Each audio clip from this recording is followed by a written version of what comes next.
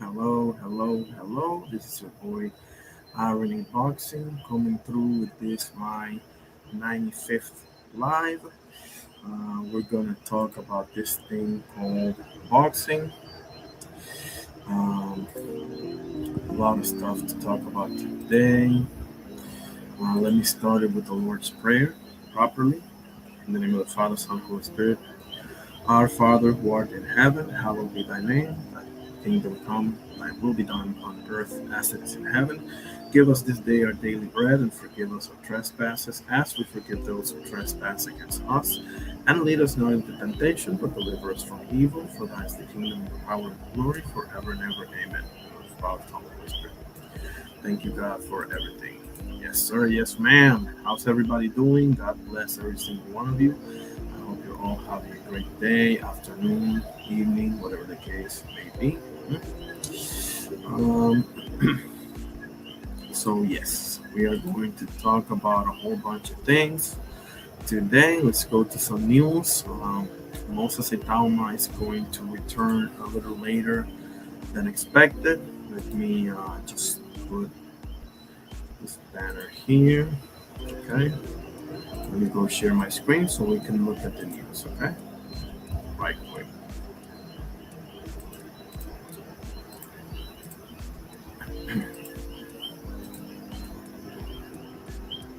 Okay. Moses Itauma moves to August 8th after Anthony Joshua clash. Okay.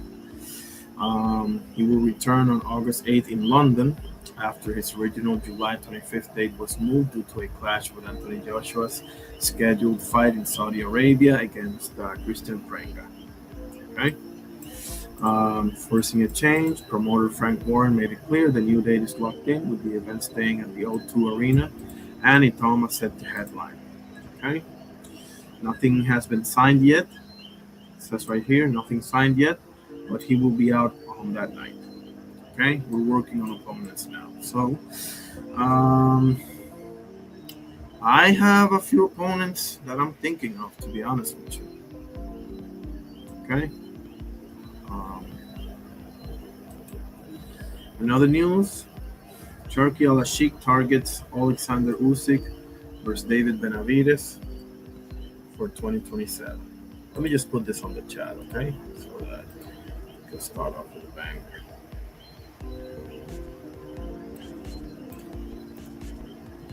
Okay.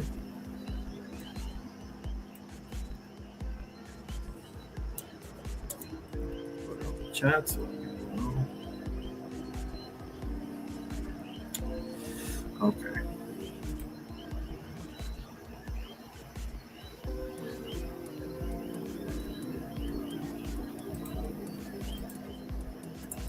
Moses Itauma return is now on August 8th.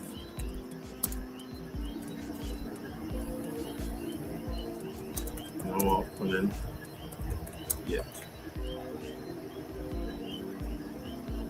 Okay. Let me go ahead and put the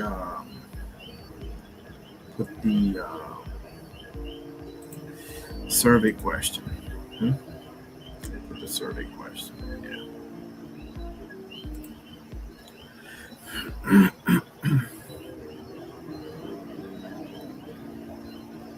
Let's see. What do we have for today? Huh? Interesting. Oh, by the way, the Yankees are beating the Orioles. My Yankees are beating the Orioles 3-1, 6 inning. Let's see.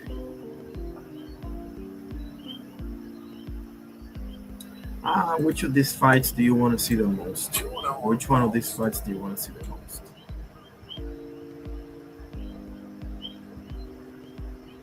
Yeah. Let me go to survey here. Which of these 4 fights would you like to see the most? There he goes.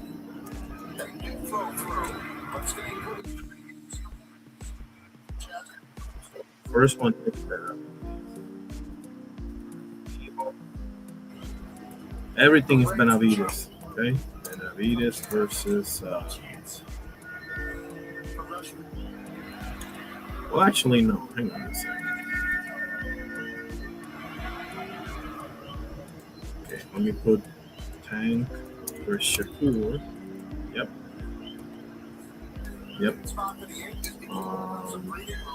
Inoue versus Benavidez. And which of these 4 fights would you like to see the most? Which one would be the other? Fury versus AJ, maybe? Yeah, let's put Fury and AJ. Because I don't want to repeat names. Fury versus AJ. Okay. Let me put it on the vertical format as well. Just a moment. Yeah, let's do the survey question right now.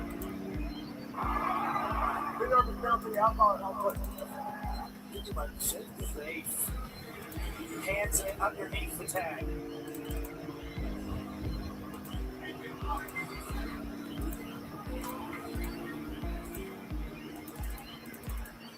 And then his hand hits into the spot.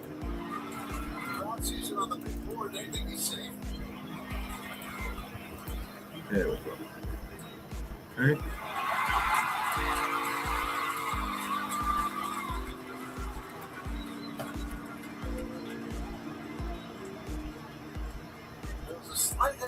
This and there it is. Okay, so we are officially on now. Let me just go with it. Let's a little bit. Right. So let's go right into the good stuff, shall we? Naoya Inoue is the king. He is the king. He is the number 1 pound for pound fighter on the planet. Let me just put this to bed now and forever. Okay. Let me share my screen and let's get to the good stuff. Okay.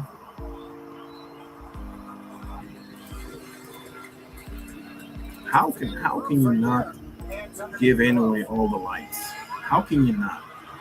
You know? Where did I put this thing?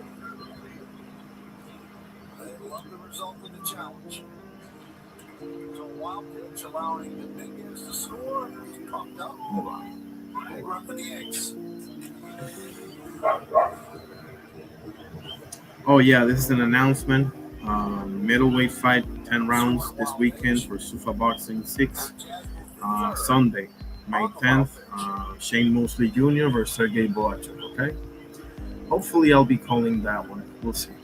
All right. Interesting enough fight. You know, interesting enough fight. It is at 160 though. It says middleweight right there. So 10 round. Okay. Oh, fun fact, yeah. Dubois and Wardley both made pro debuts on the same day, April 8th, 2017. How about that? And now fighting for the WBO heavyweight title. There it is. There it is. Top 10 wins of the King. Junto Nakatani, number 1 by a million miles. Coolboy Fulton, number 2. Nonito Donaire, the second one, number 3. Marlon Tapales, another former champion, number 4. Omar Narvaez, a legend, number 5. Emmanuel Manny Rodriguez, number 6, another champion. Nonito Donaire, legend, the first one as well. He was in deep shit on that first one. Murodjon Agmadaliev, aka MJ. Everybody say he was dogging him and this and that. Him and Eddie Hearn did a whole dog and pony show. Remember that? Luis Neri, no Punk, and Adrian Hernandez. Okay, that's it, bro. That's it. There's no debate who's number 1. There's no debate who is the number 1 boxer right now. There's no debate. No debate. Okay. Come on. What are we doing here? Seriously. What else we got? Yeah, there we go. How the apple taste, huh? Now, I personally have David Benavidez number 1. Number 2. Okay? Personally, I have Benavidez number 2. So let me just lead off with that one. Okay?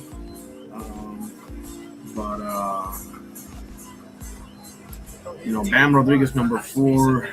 That's a bit of a stretch. But, okay. It's in there. It's definitely in there. Inoue, Usyk. This is from the ring, right? The ring.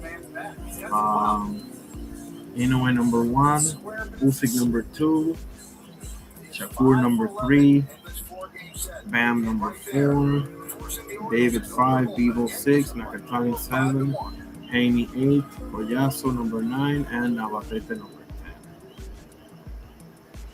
10. Number 30, huh? Not bad. I don't agree with the whole thing, but not bad. Naoya Inoue versus Junto Nakatani became the 4th highest selling gate in boxing history with 32 million, surpassing Canelo versus Triple G at the T-Mobile Arena in Las Vegas with 27.1 million gate in 2017. Inoue and Nakatani also had a reported 55,000 in attendance. Okay? Unbelievable. Another news, Bruce Shushu Carrington will defend his WBC title versus Rene Zurdo Palacios in Cleveland, Ohio on a top-ranked card. Let's see. The name rings a bell. The name does ring a bell. Rene Zurdo Palacios box rec. Let's see. 19-0 with 10 knockouts from Mexico, 25 years old. Oh yeah, he came from that Suleiman Segawa fight. It was a pretty nice fight. It's debatable, man, because Segawa's a tough outing, man. He's a tough cookie. But we'll see. I think Shushu should be able to deal with it. I do believe that. We shall see. Okay. So that's another news. Bruce Shushu Carrington. It doesn't seem like we have a date yet, but he will be defending his title. So.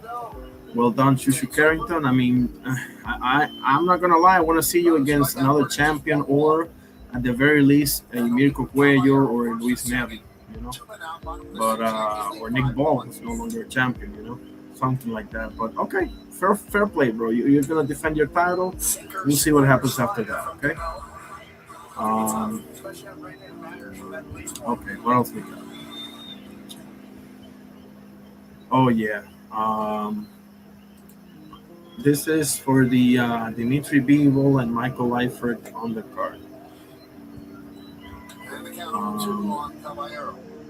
Mohamed Shekov versus Yerny Betancourt in a WBA Super Bantamweight Eliminator. That's 118 pounds, if I'm not mistaken.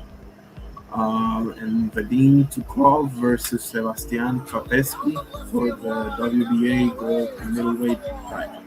Okay. So I mean, not for nothing, but we got Pro Box. What is Pro Box? Is it Saturday or Friday? What? There it is. Oh, Saturday. Okay. We got this card right here. I'm sorry, Salida. Excuse me. I thought it was Pro Box. Salida Promotions. We have Angelo Leo defending his title against Reese Alim. I think that's going to be a hell of a fight, fellas. Reese Alim can definitely box, He just beat Mikito Nakano, who's fighting the day after tomorrow, by the way, very early in Japan. So, let's see. We got my boy Overton right here versus Gongora. Okay. Yeah, let's check this out. Leo versus Alim. Or actually, I should just look for a boxing schedule. let's check this out, shall we? Before we get to, the Wardley and all of that good stuff. See? Nikito Nakano versus Lerato de la Imini. Okay? This is um, Wednesday, May 6th at 3:30 a.m. I'll see if I can call that one. I'll do my best. Fight card. Okay, a few boots there. Okay. Nikito Nakano 14-1. He just lost to Rasslin. Very interesting fight. This kid can crack right here. Okay. And Lerato Laimine, I think he's from South Africa, if I'm not mistaken, 21-3. Fair play, man. Let's see. May the best man win. There it is. This game will be certified as absolutely the nuttiest in the history of baseball.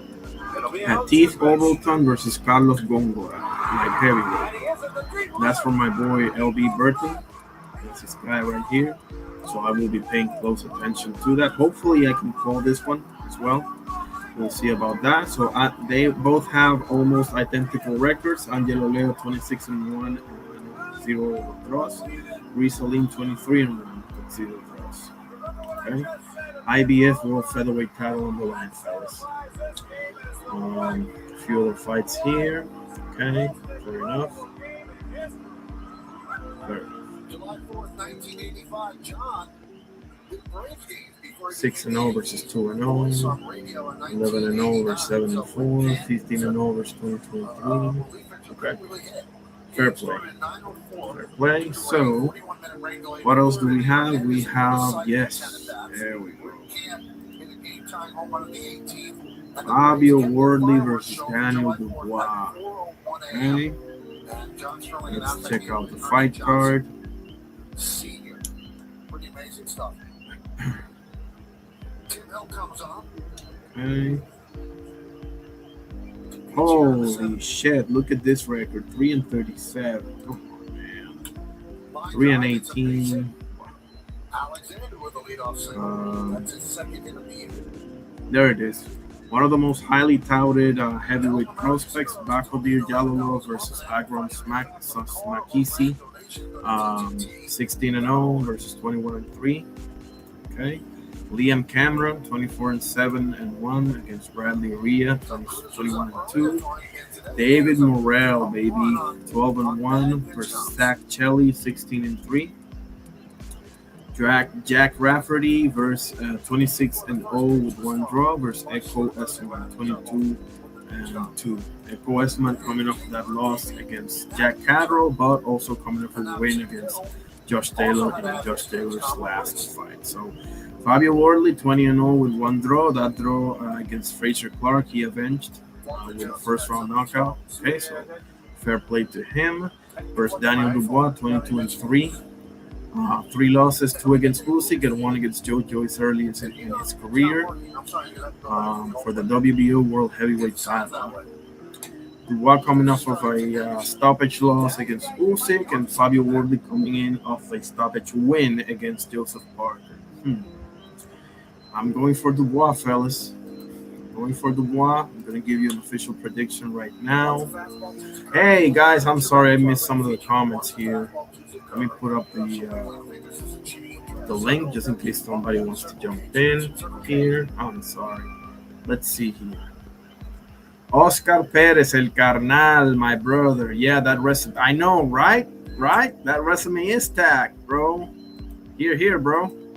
That's my brother from Mexico, Mr. Oscar Perez. Yes, sir. It is tagged. If y'all listen, if you cannot give Naoya Inoue his credit now, you're never gonna give it to him. Okay? He can starch Bam in 30 seconds. You're still gonna be like, eh. Who did Bam fight? Who did Bam fight? Shut up. Oscar says, I actually agree with Benavidez being 5, everyone else being ring on this beat. Yes. Good point, actually. Great point, actually. Yes, sir. Oscar says, which if rankings were right, Benavidez could have been ringed last Saturday. Yes. I agree. They have him number one and Jaya Petaya champion. I told you, bro. Inoue versus Nakatani is the biggest fight this year. No doubt about it. No doubt about it. I mean, maybe we have Mayweather Pacquiao too, but nah. Or maybe Fury and AJ, but I don't think so. It's Inoue and Nakatani, bro, without a shadow of a doubt. Oscar says, I don't like Shushu. He on that top ranked diet and high, exactly. Cottage, how you doing, brother man? Great to see you, sir. God bless you, man. Appreciate you being here, sir. A paper, I believe it is. Oscar, give me a sec. How to watch? Oh, it's in the zone, so I don't know if that's included in that. You have the zone, right, Oscar? You told me the other day. I think you have the zone, so I don't know if that's included in that ultimate thing that they had going on, you know. But it is on the zone. Is it a pay-per-view? Let's see.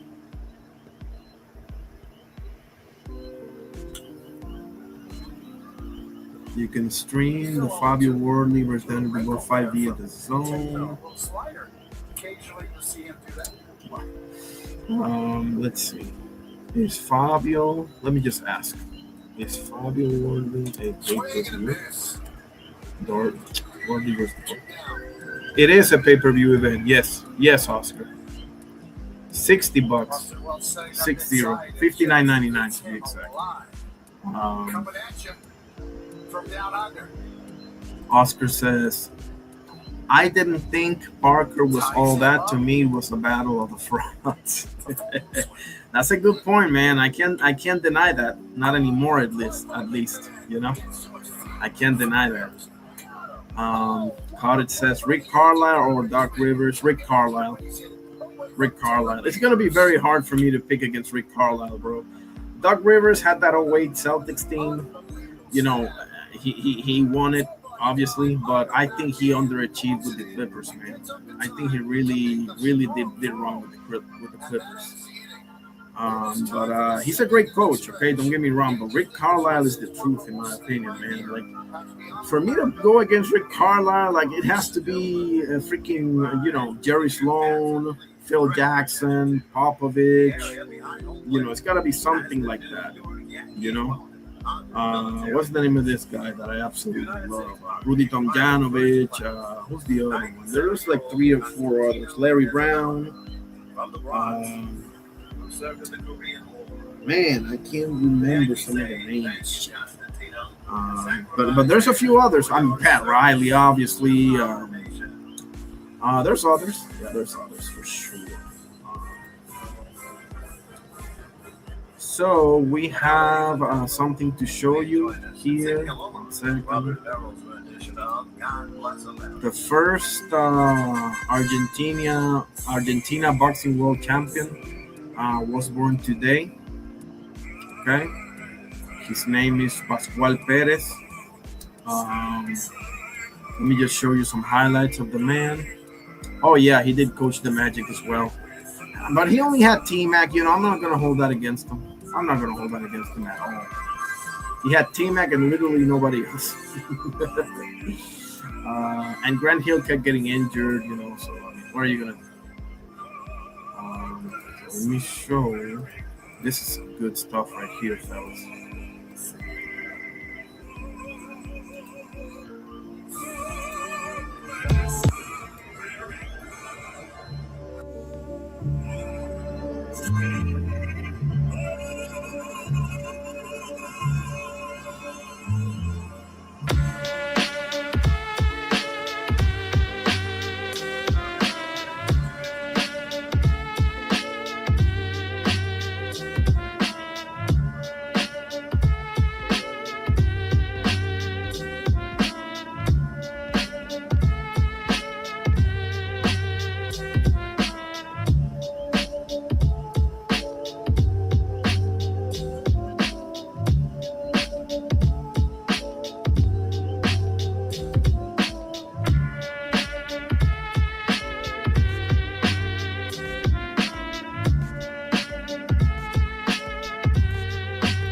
This is an unbelievable channel. Hands of God. Everybody subscribe. Okay, there it is.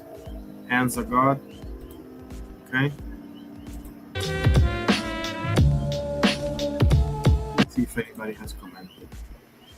Yeah, he did win Coach of the Year. Yep. And well deserved. Well deserved. I'm not hating at all.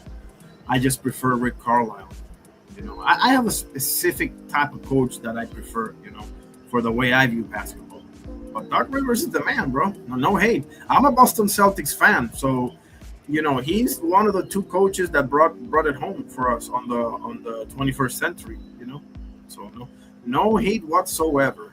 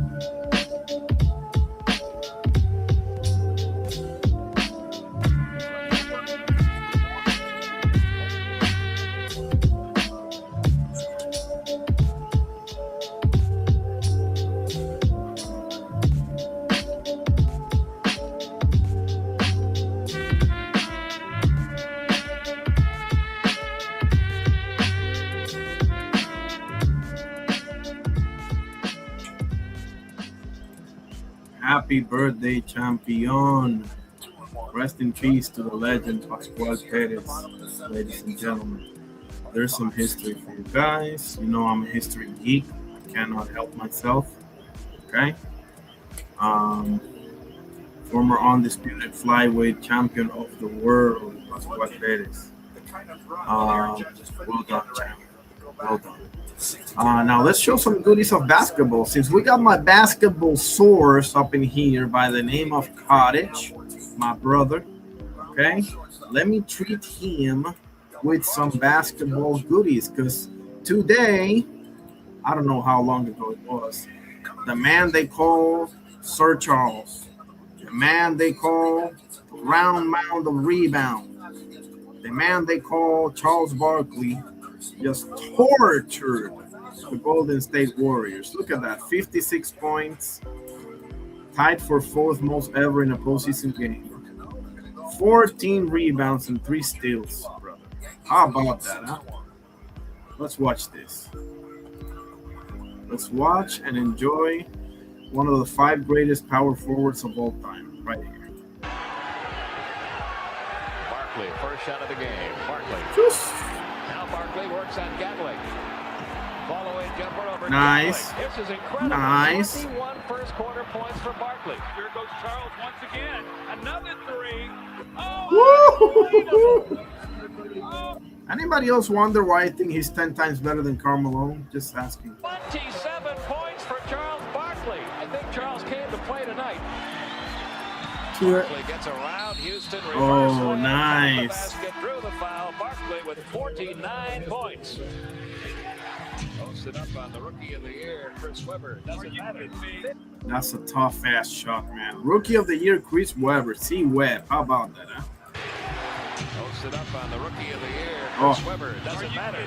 52 points for Barkley. Are you kidding me? Well, Charles only taking 8 shots in the second half. Maybe he had 22 at half. Along the baseline, Barkley 2 more. He's got 56 points. Charles Barkley, 56 points. 23 of 31 from the field. Has become the 14th player now. Look at this guy. Oh, man. So there's a goodie for you, Mr. Cottage. Absolutely. Okay, what else do we have? Oh. Did I show this thing? Did I show this?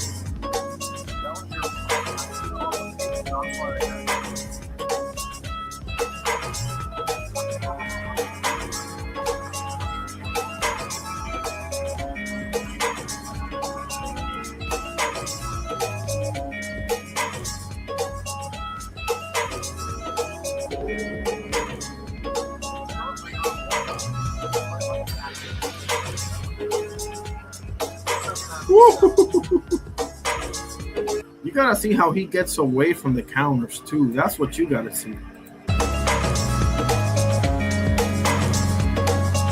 See that? Come on, man. Woo! Bro, look at that exchange right here. Tell me that ain't some high level shit. Tell me to my face this is not a high level shit right here. Right here. Right here.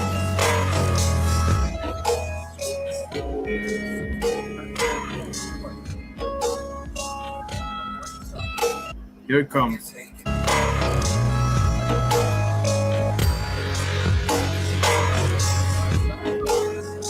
What are we talking about here, fellas? This shouldn't even be a debate. Who's number one? It's not a debate possible. It's Naoya Inoue, fellas. Champ Ross, how you doing, brother, man? God bless you, sir. Yes, sir. I just showed Charles Barkley dropping how many? 54 on Golden State. They call him Sir Charles. They call him the round mound of rebound. They call him Charles Barkley. One of the GOATs. This right here, ladies and gentlemen and ladies, is the best fighter on the planet. Okay? Thank you very much. And if Oscar is here. Shit, have you been waiting for long, bro? Sorry about that, bro. I just pulled you up. Are you there? Shit, man, I'm sorry. I just showed you. What? Hold on. Let me check this out. Oh, Champ Ross. Seriously? I got one too, man. There it is. Katsagi poster. Hold on. I'm not sharing my screen, am I? Okay. Say that again, Ross. Oscar, are you there, my brother? I'm sorry, bro. I feel like kept you waiting. I apologize, brother. Nah, it's all good. How you doing, bro? I'm good, hermano mío. I hope you're doing the same. How's the tornado shit? Is it done or? Yeah, it's done. Awesome. Well done. Man. Benavidez number 5, pound for pound.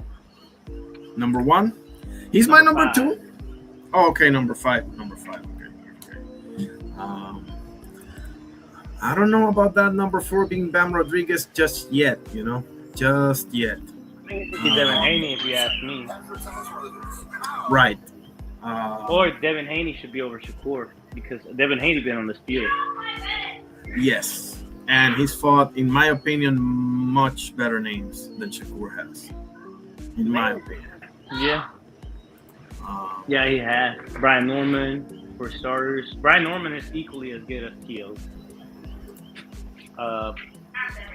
Yes, I agree. And I think it should be number 1, Inoue. I think there's no debate on that. The only people that are hating on Inoue right now, honestly, they're not even hating. It's just not agreeing. Is the people that don't really follow the smaller weights like that. Because if you follow the smaller weights like that, then you will know this fight's been marinating since 2017. That it's been pushed back a long time. That's why everybody called, and me especially, I call Inoue a duck. And then he showed greatness. On that rematch, though, if they were to fight again, I got Junto all day. It was just greatness versus greatness. It's like you can't replicate that, and you can't. You know what I mean? It's like Tyus against Boots. It's like Benavidez against Serta. It's one of those. And I think it was a great card. I think it was a great fight too. Now people thought it was gonna be all action, no defense, but it showed quite a bit of skill. Its athleticism, Junto's adaptability. I had a 7-5, but that's just me, and I think it was a great fight. You had it 7-5. I mean, one judge agreed with you. I mean, 2 of them had it 8-4, and 1 had it 7-5. So, I don't disagree, just because there was a bunch of close rounds that you wouldn't know who to give it to. Exactly. And I mean, overall, I would say for what I've seen, again, I haven't seen the whole thing yet, but I've seen, I guess that you can say I've seen almost the whole thing. I would say Naoya Inoue definitely won the fight. Whether you think it's 7-5 or 8-4, I don't think you can have it, with a wider margin than that. I don't believe, and. I guess the question is because a lot of people are like, I don't think it deserves a rematch, but I wouldn't mind seeing it, either way. I think most people stand on rematch. Exactly. I wouldn't mind it, but I also don't disagree if there's none. I mean, he can do whatever he wants. But the thing is, this is what I'm saying. They don't understand the significance of this. Like, he cleared house as the smaller weights. He's done with the smaller weights. Now he can stay there and reign supreme. I don't mind that. I don't necessarily think he got to go up. Who's he gonna fight? Shushu? Shushu is not a name. Shushu don't got nothing to bring him. Like, he's not even as a star. Like, I'm talking about the star. His resume is lackluster at best. His resume is comparable to Nick Ball. Yes. Yeah. His best name is Sagawa, and that's controversial. Yeah, his highest name is Sagawa. And Sagawa was controversial. I had Sagawa beating him. But I mean, he can stay. It's because the jump and on the weight, not the weight, on the height, the body measurement changes at 120. 126. It changes. Yes. I mean, Shushu is going to defend his title against, what's his name? I just saw this news on him. Give me a second. I just posted it on the freaking, on the board. Shushu Carrington. There it is. He will defend WBC title versus René Zurdo Palacios. And you know what's funny? René Zurdo Palacios just beat Segawa by split decision, bro. Can you believe that? Yeah. Both controversial, man, against Segawa. But, man. So who you got, Wardley or Dubois? Give me the sauce. I got Dubois. Stoppage? I think you have to call it a stoppage. These two guys, they throw heat.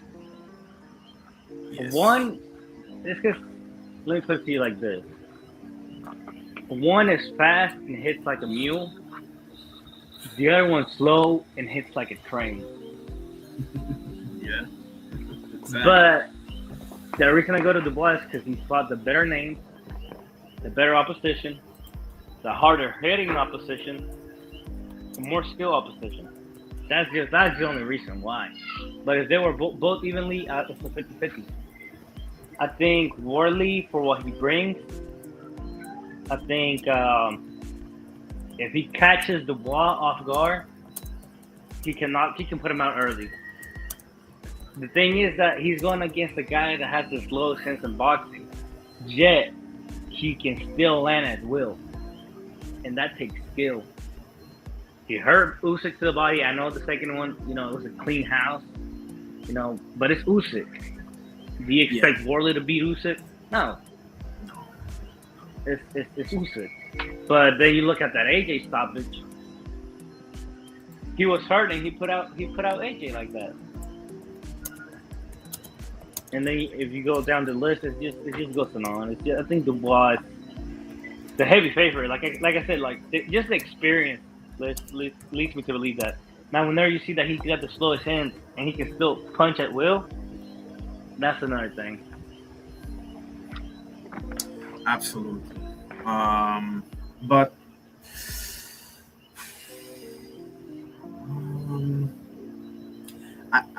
here's the thing, because I agree with everything you said. We need to take into account that Dubois coming off of a stoppage loss. Yes, it is Usyk, but it is a stoppage loss, and Wardley's coming off of a stoppage win against Parker. Now, obviously, I am not very high on Wardley. I respect him. How can you not respect Wardley? I mean, he's been on a run, bro, a movie like that. But I just feel like because let's be honest here, Joseph Parker and Justice Hooney are his two last opponents, and none of them really can crack like that. You know what I'm saying? Like none of them really.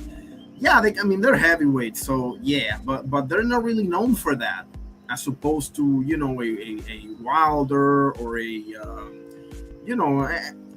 damn near everybody up there. So now he's getting somebody that's known for that. Okay, Dubois. I mean, that knockout against AJ, that to me is worth for like 5 wins. To be honest, AJ, Baby Miller. Yes, Hrgovic. I mean, I think Dubois got this one, to be honest with you, because I believe Dubois has a lot more layers to his game than Wardley has. Yes, that's what Wardley needs. Like, Wardley needs some higher caliber opponents. I'm not too high on Parker. I think Parker just got overrated. Kind of like Benavidez with Canelo, kind of like Boots with Bud. Just kind of got a little overrated just because he wouldn't fight him. But it doesn't necessarily mean he is that much better. Now, Benavidez just showed us he's great. Boots showing us he's great. Parker never showed us anything. Like I said, his best claim to fame was Usyk not fighting him. Yeah, because I mean, the Wilder win, I mean, that's Wilder with Malik Scott, so that doesn't really count, And Zhilei Zhang, I mean, let's be honest here. Everybody knows that he's gonna get tired. I mean, it's an elephant heavy, yes. So Zhilei Zhang is gonna get tired in the fight, type thing. So he is dangerous. He dropped Kabayel. He did it, right? But the blueprint on him is too clear for my liking, So I just needed another one, and Fabio Wardley was that other one, and you failed that test, buddy. Nothing left to say. I mean, I think if you play somebody that was in compromise or didn't have questions around him, he lost. Definitely.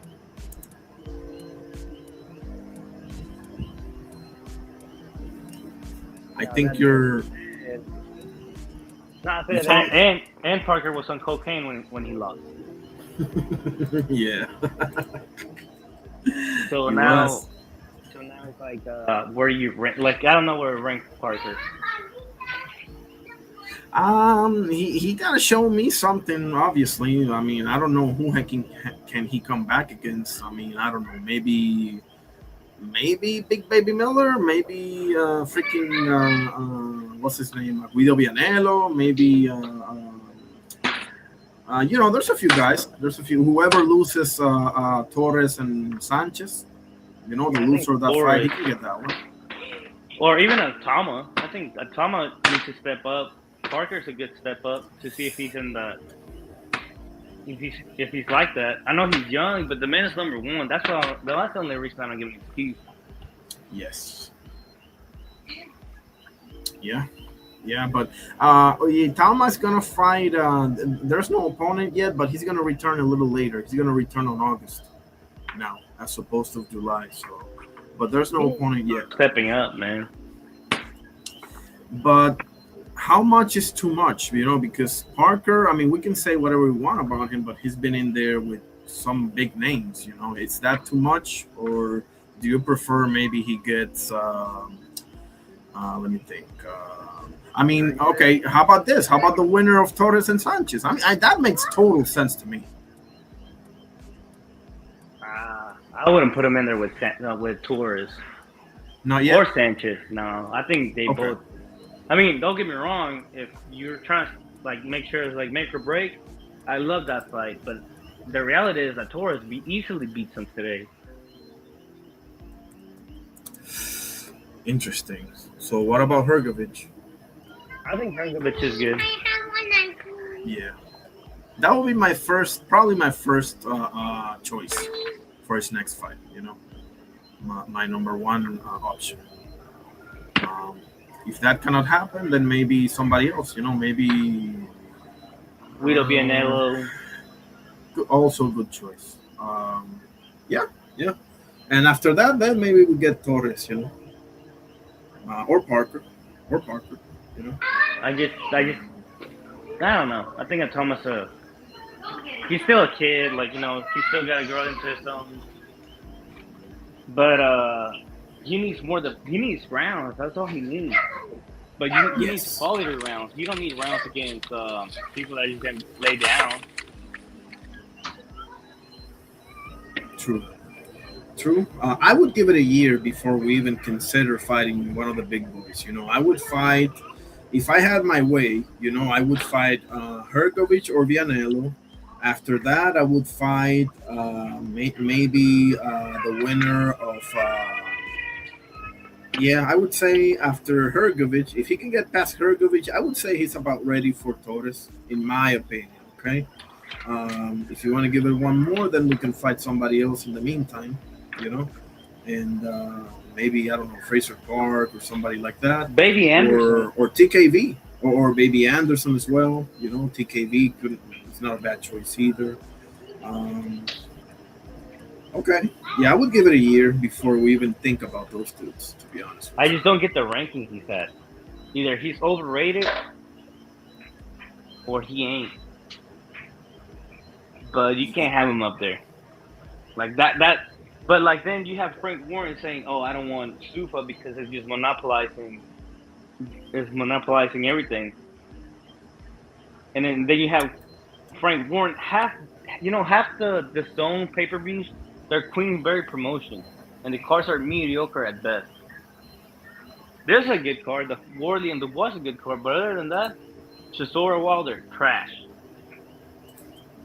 And the one before that, it was trash. Like, Queensberry had some very mediocre cards, and they're pay-per-views. Definitely. Because they're a top heavy promotion, right? They have all these heavyweights, but not really much else. Heavyweight. No, they have the whole heavyweight. You can make a card of all heavyweights, and they'd be a good card. Yeah. You got Kabayel, you got Van, you got Hrgovic, you got Baby Anderson. Yeah. Fury, Dubois, Wardley, Itauma, you said Kabayel, Parker, yep. And I'm missing a couple. You got everybody but AJ. And you tell me Chisora. Oh, you got Chisora. And you tell me Chisora and Wilder is the best thing you can put up? Stop. You tell me you can't find a fight for Itauma? I don't believe it. Nah, they better get their act straight.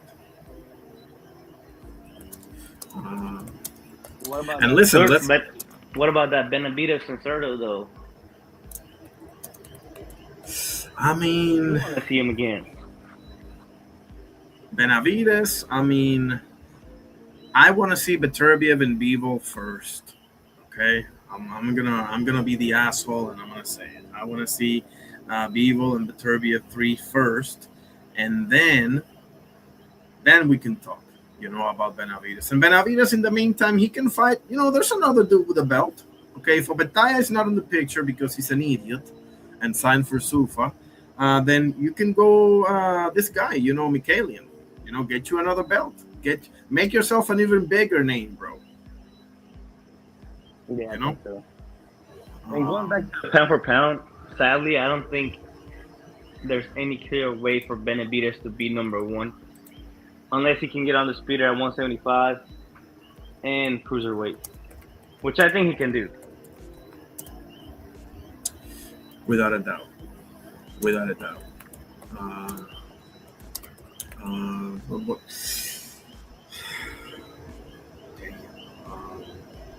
Everybody's telling me that people saying Bivol ducking Benavidez, bro. I'm not buying that shit, bro. I think. Because they say because of Michael Efer. Bro, Michael Efer was a mandatory since Better Be It.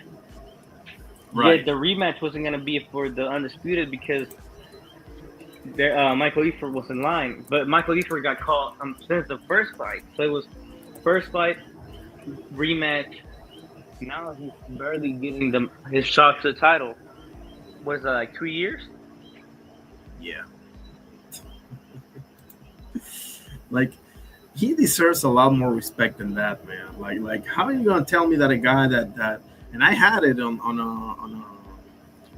this noon on a panel over at B3 Pix TV. I was talking with this guy and who was like, he a dog, and I'm like, this is the problem with USA boxing fans, bro. This is the problem. Not all of them, but god damn, bro. How do you expect boxing anybody to become great if you? This guy, bro, he whooped Canelo's ass. He got in the ring with Beterbiev 2 times. Nobody else did that, right? That there's a reason for that.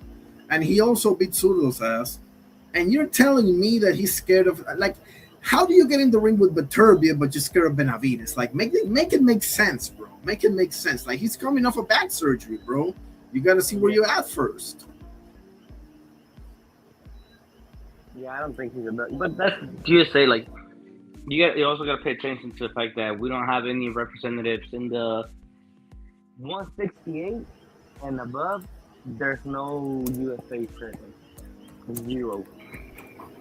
Yeah. You cannot tell me, like, let's say Baby Anderson, Richard Torres Jr., and people tell me those are the worst guys in the division. Not Torres. They're not up. No, I think I heard Torres too. But it's like they don't. I mean, we like but don't like boxing. We just want to see the biggest fight. Exactly. And that's my problem because you're calling Beevil a dog, but then you're giving Shakur Stevenson this superstar treatment. Nah, bro, keep the same energy. I mean, I'm sorry.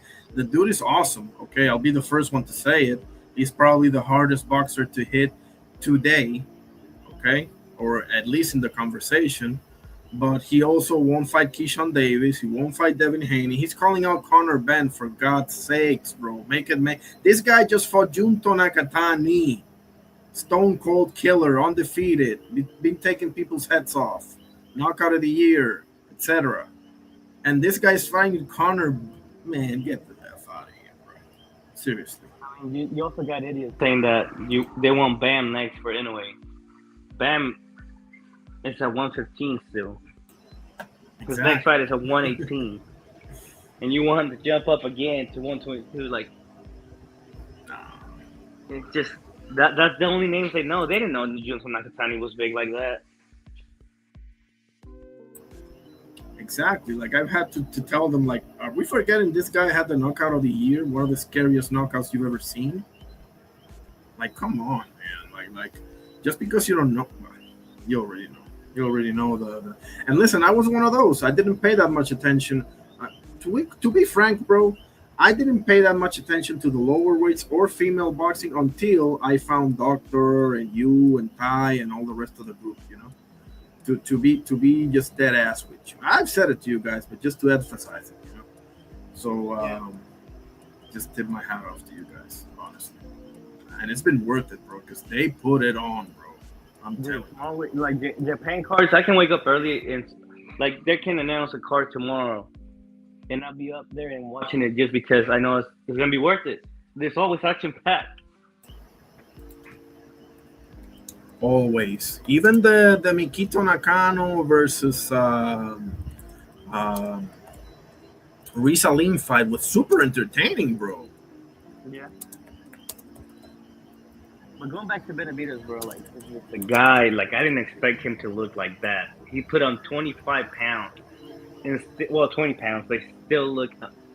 He looked at his very best. He looked better than at 175, which is impressive. Exactly. That is super impressive. Like, I got nothing for him. Like, what he showed, bro, I thought it was a bad matchup. Now I want to see the matchup. But like you said, Japatai shot himself in the foot. He went to Zuba. He dropped the IBF. He keeps talking about undisputed, but the only thing he has is the ring belt. It's not looking good for him. Not looking good at all. It went from him being number one, the best in the division, to, okay, now you're going to Sufa. You fought Glanton. You put a Well, it's a normal performance for him, but that's the first time a lot of people see him. A lot of people that defended him, that was the first time they seen him, and they weren't impressed. I wasn't impressed because I know how Jabatai is, and Yeah. I wasn't impressed either. And then you calling out Benavidez, but you lost the IBF. You keep talking about undisputed. You have no belts but the ring belt. You kind of don't bring nothing to the table. But I get it. Like, he's the ring belt. He can essentially do whatever he wants. But at the same time, it's like this guy is unified. So not only do you let Serta come into your division and unify, you let Benavidez beat the guy that you say you're gonna beat in the most brutal way we've seen Serta go down. Yes. Yeah. I mean, the one thing that separates it to me, obviously, Benavidez was a better performance, but Junto fighting a guy, Naoya Inoue is fighting a guy in his prime, okay? Now, I want to be clear. I'm not taking anything away from Benavidez, okay? Not a thing. But the reality of the situation is that Zurdo's 34 years old. Now, Zurdo at 28, he does the same thing to him. I'm sure of that. But the reality is Inoue fought a dude in his prime. I know he's moving up, so what's Benavidez? I don't want to hear it. Junto Nakatani was in his prime. Zurdo Ramirez was not in his prime. So to me, you cannot, no way in hell. Actually, because people maybe forgot. I didn't. But let me just show this real quick, because this is right up there with the nastiest knockouts you've ever seen in your life. I have to show this. Just 1 second, okay? Did we forget about this, fellas?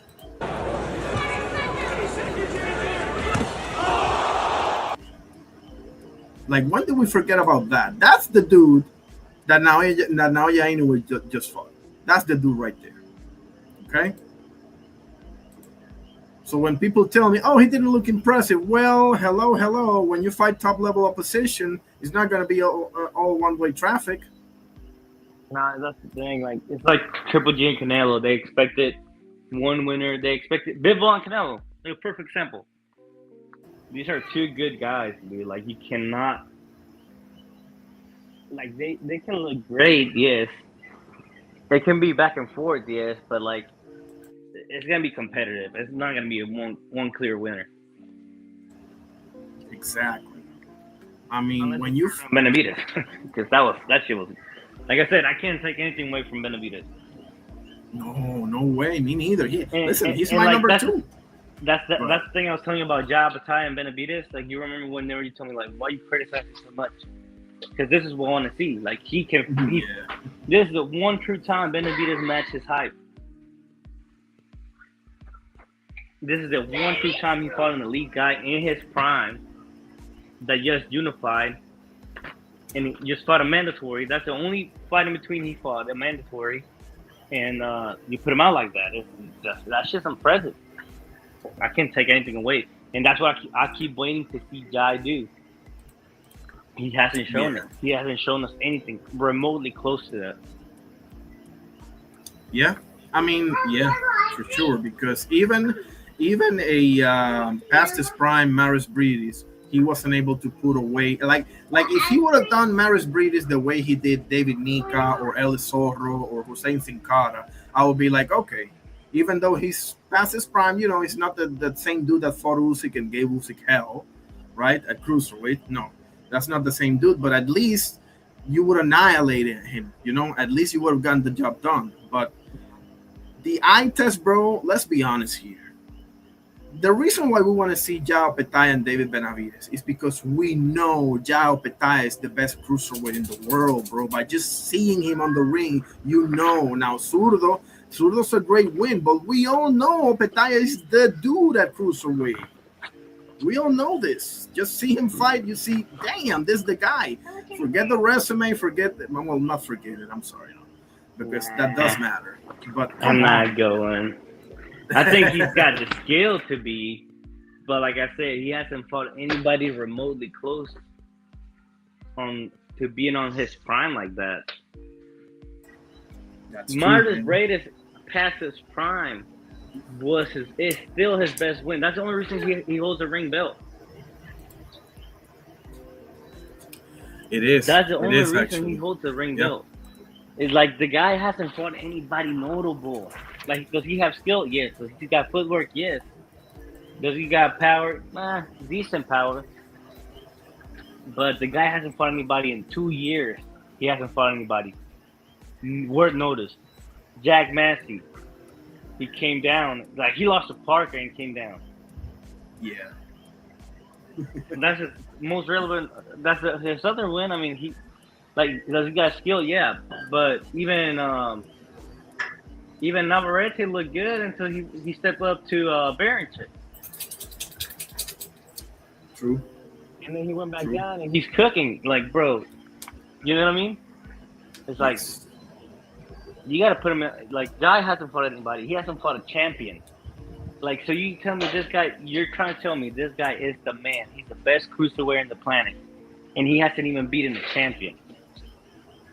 The eye test says it, man. You say the eye test, but what eye test? Against who? I understand that. And listen, I say the same thing with Albert Bell as far as what is 135. I know he hasn't quote unquote, he's about to fight Andy Cruz, but I know he hasn't quote unquote fought nobody. But the eye test tell me he's the best dude. Now, whether he turns out or not, that remains to be seen. Okay, but when I say the eye test, I mean I've seen that boy do things in the ring that, to me, separates him from the rest. Now, when you take it to resumes, I'm cooked, bro. I'm screwed. I'm not talking about resume. Like, we seen these things, but like against Glanton was there to be hit. The guy was boxing him, hitting him with everything he could. The guy didn't go down. Where's his power at? Because Glanton was a step up. No, he wasn't even a step up, but you had problems with him. Putting him out at least, because he won the 12 rounds. You know what I mean? David Naika, a guy that came out of nowhere, he hurt Jai Apataya. In that spot, he was outboxing him. Jai Apataya came back and beat him. So you're struggling against guys that you should have no problems. What's his name? Sin Cara. The only reason they didn't televise that fight, I don't know what it is, but that fight wasn't televised. I found it illegally. And I watched the fight. Sin Cara was giving Jai Apataya problems. And that was his highest ranked opposition to date. And you talk about Brady's being past his prime. What about Sin Cara? Sin Cara was damn 40. He was the mandatory though, 40 or not? No, he was the mandatory, yeah. But he's been the mandatory. He wasn't the mandatory then. He's been the mandatory even before Jack Massey. And he didn't fight him until they told him, hey, we're gonna strip you. Which it don't make sense because you went to Super and they're gonna strip you anyway. So like that's what I'm saying. Like, is the guy good? Yes, he's good. The best? I don't think so. Interesting. I mean, bro, when you murk David people, Benavidez, what are you talking? Who is he murking? Listen, David Nika ain't no chopped liver, bro. He may not be an all-time great fighter or a future Hall of Famer or you know, but David Nika, he was bigger than Jai Apataya too. That boy's huge. I can't believe that dude is in cruiserweight and not a heavyweight. Okay, but but how about this? Because if that's the case, then Triple G ain't that good either. You see what I'm saying? Like you got a guy prime David Lemieux.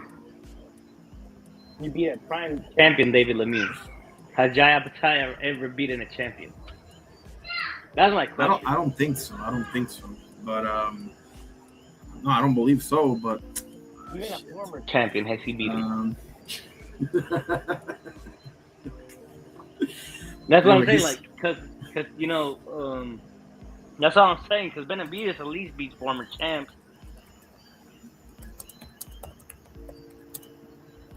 I hear, like, I see what Jai Apataya does. So he got skills, yes. I'm not saying he's bad.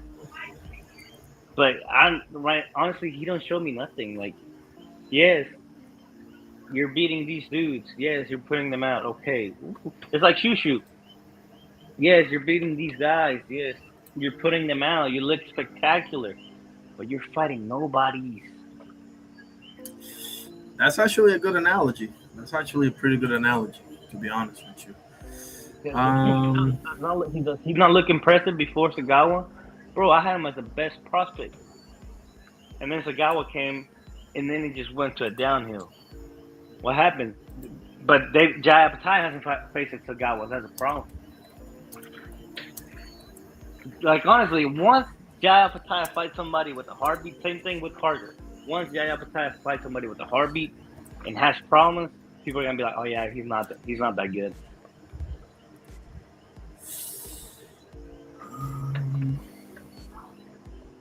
But Glenn didn't do it for me. Glenn was a setback, so I already thought less of Jai Apatai. Glenn just put it way by. Lanton, yeah, I can't defend that any more than I can defend Claudius Cuello, to be honest with you. His best bet is the winner of CBS and Ryan Rosicki, bro. So we'll see how that whole thing plays out, man. No, it's Benavidez, but they're not gonna make that fight. His best bet is Benavidez. You want to show us you're the guy? Beat the guy that beat the one guy that you were looking for. Because Jai Apatai called him out like, Serdo, where you at? Yeah, no joke. And no, he needs to fight Benavidez for me. Jai Apatai needs to fight Benavidez. Not Benavidez. Benavidez can do whatever he wants. But Jai Apatai needs Benavidez, man. You want to show us you're the best? Beat the best. Because this guy beat the guy that unified the belt. He didn't even face a champion. That's all I'm saying. Like, is he looking good? Yes. They're not chopped liver, but he's just doing what he's supposed to be doing. Because if you say he's the best, then you cannot be impressed by David Nika. Why? Because you're supposed to be doing that to him anyway. Fight a champion. Like, once he fights a champion, I'll be satisfied. But he's a man that's not even fighting champions. He's fighting number 14 and number 14, number 15, and one number 1, which is in Cara.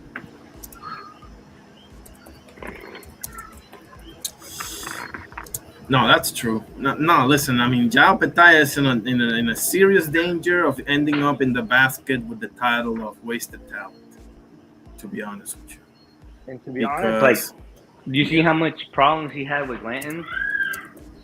And like, not problems as in winning the fight, just putting him out. Do you even think he's gonna do much more with heavyweights where you got Kabayel? I think Richard Torres Jr. beats Jai Apatai right now. I'm sorry, who? Like, Torres Jr. Yeah. Well, I disagree, but Torres, I love Torres. I give Torres a chance against anybody. At heavyweight, dude. If it was cruiserweight, it's a debate. At heavyweight, at heavyweight, you might be right, but I'm not so sure. But then you got Kabayel, you got the Baby Andersons, you got the Bacolis, you got the F.A. Jogbas. You think he's going to do much more than that, than what he's doing right now?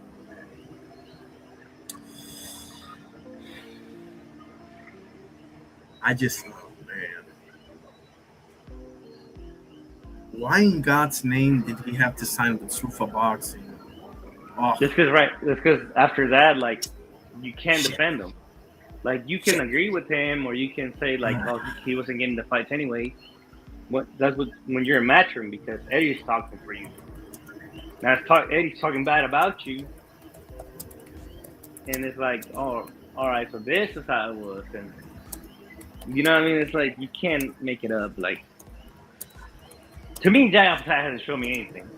I'm just gonna say like that, but that is just how I feel about Jai. But right now, he's got no excuse. Like, you can't put they're ducking me. Well, they're ducking you, but you went to Sufa, so what are you talking about? Yeah, it's like you made them duck you. Yeah. Oh man, it sucks, bro. Because when you see a dude from my point of view, when you see a dude that clearly, my point of view, okay, that clearly has it, but then just makes a boneheaded decision, taking himself out of the picture, essentially. Uh, Man, that sucks. Because boxing is not like other sports, man. You gotta strike when the iron is hot. The iron is not gonna be hot forever, man. So, god damn, shit. And it's like, bro, Uh, like, yeah, last 5 opponents been in the hospital. Okay, cool. Whatever. I mean, who are these opponents? Playa? Okay. First time fighting at Italy. Okay. 40 € Sin Cara. Okay, cool. Mandatory.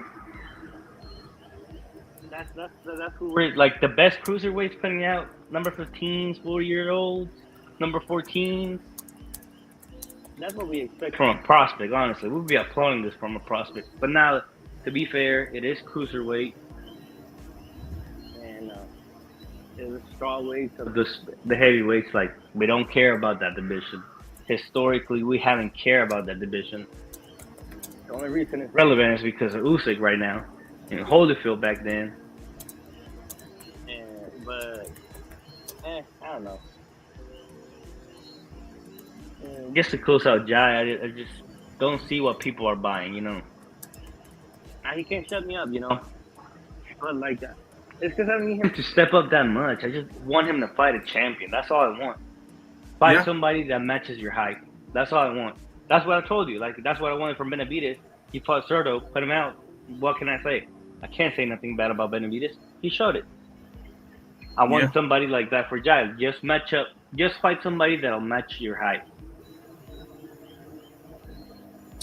do you think that Zurdo and particularly Oscar avoided Jao Petaya? I think it was more Eddie Hearn and Oscar avoiding the fight. Both of them avoiding the fight. Eddie don't want to put up the money. We all know that. Yes. But Eddie wants a bigger piece of the pie too. Like that's historically because it happened to Boots too. Remember Mario Bar's like the offer was too low. Brian Norman, the offer is way too low, and he wanted to fight him anyways. And who was Stanionis? Stanionis finally accepted the fight, but Eddie Hearn came out crying about how much money he had to pay for that card. So I think it was a mix of both. I think it was a mix of Oscar wanted to be on his terms, and Eddie wanted him the bigger piece of pie. You know what I mean? I think it was. I don't even think it had to do with Cerdo and Jai. I think it had to do with the promoters there. Okay. Because like we said, it was a true conversation to be had. And right now with Benavidez, it's a conversation to be had too. Who do you respect the more? The guy that beat the unified champion, now he's a unified champion, or the guy who's got the ring belt? What looks better on paper? Interesting. Who has more viewers? Like, money wise, Benavidez is way more relevant than Jai Petaya. But Jai Petaya bring number 2. Like, we can't ignore that. Not at all. Like, it's a conversation that we have about that, and like the negotiations. Like I said, it has to do with it. And to me, Cerdo didn't duck Jai. Jai didn't duck Cerdo. I think it was more like Oscar and Eddie just not making deals because, like we said, Boots and Virgil was in the table. That didn't happen. Exactly. And the common denominators are the same two dudes. Bud when he was in the Matchroom, and Virgil when he was with Golden Boy, that didn't happen either. And that got announced. Yes. Yeah, I remember that. A bunch of Matchrooms against Golden Boys, that didn't happen. The common denominator back then was the promoters.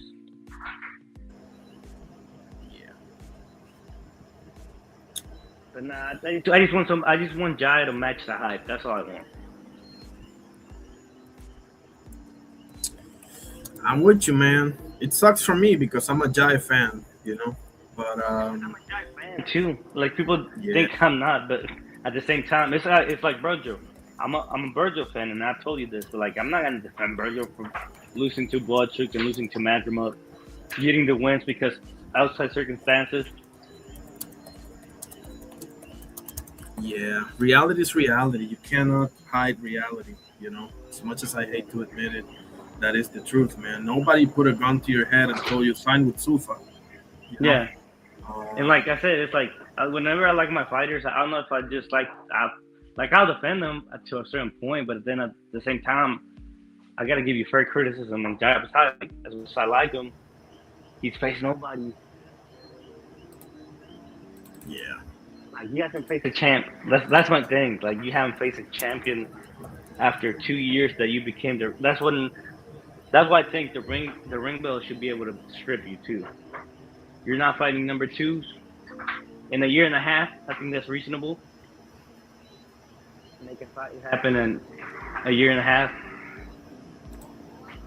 I think they should be able to strip you. And right now, like Jai is on that list.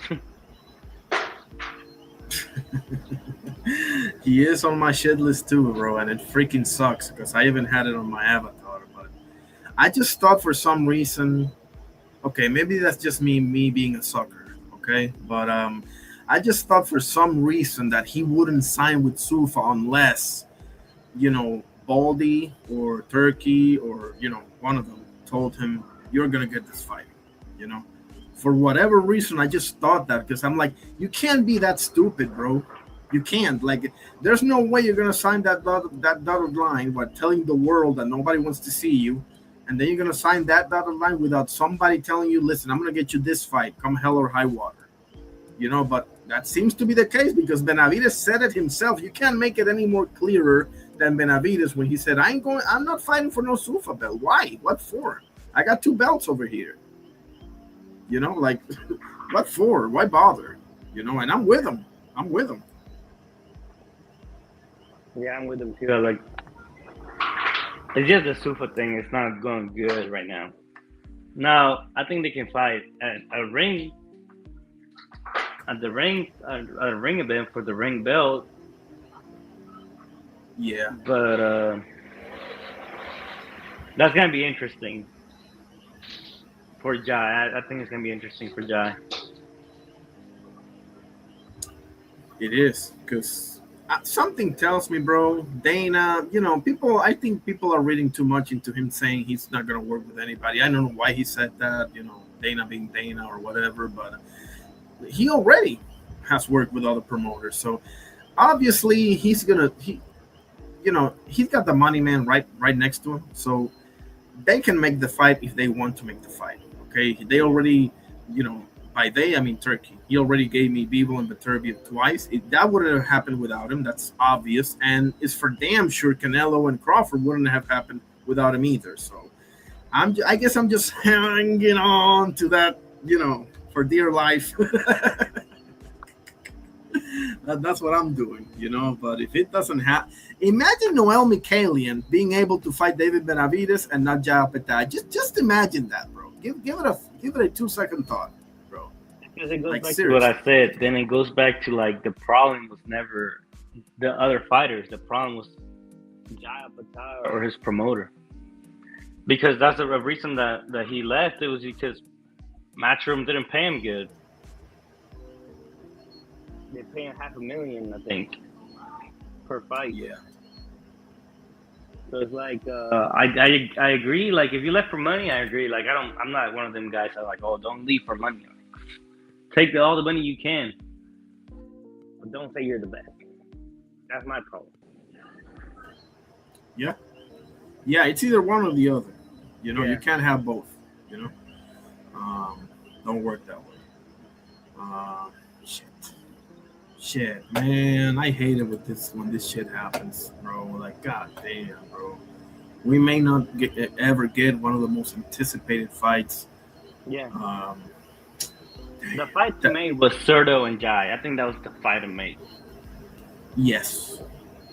I think Benavidez is still a good. Like it's good because it's Benavidez against Jai, but it don't bring as much anticipation as we think because Benavidez can go up and down in weight. That's the thing. Like, man, do you think that he can go all the way back down and fight the Russians? I don't think so, but I didn't think he was gonna put Cerdo out like that. So the hell with it. Right, exactly. Me neither. I thought he was gonna look worse, and he looked better. So, what do I think? I had Benavidez winning a majority decision. So that tells you what I thought about the fight. What the fight was gonna be, but shit. We'll see, man. We'll see. It sucks. And what do you think about Angelo Leo and Rasslin, man? Yeah, Angelo Leo is another one on my bad list. I think Bernardo Lopez was a good fight, and Bernardo was kicking him the whole fight, but then Angelo Leo came back and put him out. But after that, he didn't do nothing with that hype. It's kind of like the John Cena retirement with Gunther. They didn't do nothing with that hype. Not a zero. They haven't fought anybody serious. They're just fighting mandatories when they call up the mandatories to keep the belt. I think he's right up there with Tszyu to be the worst champion. But I'll still give him more credit because he's fought tougher opposition. He at least is fighting number one ranked. He at least is fighting. He beat Bernardo Lopez, former champ, active champ whenever he beat him. So it's like. But Angelo Leo is not. It's another one like him and Pro Box. They're just trying to keep the belt as much as they can, but to be honest, they're just waiting to lose it. Yeah. Yeah, I mean, Espinosa right there. try to make a fight with them. Robesi try to make a fight with them. Nick Ball trying to make a fight with them. It's like they don't want to take fights.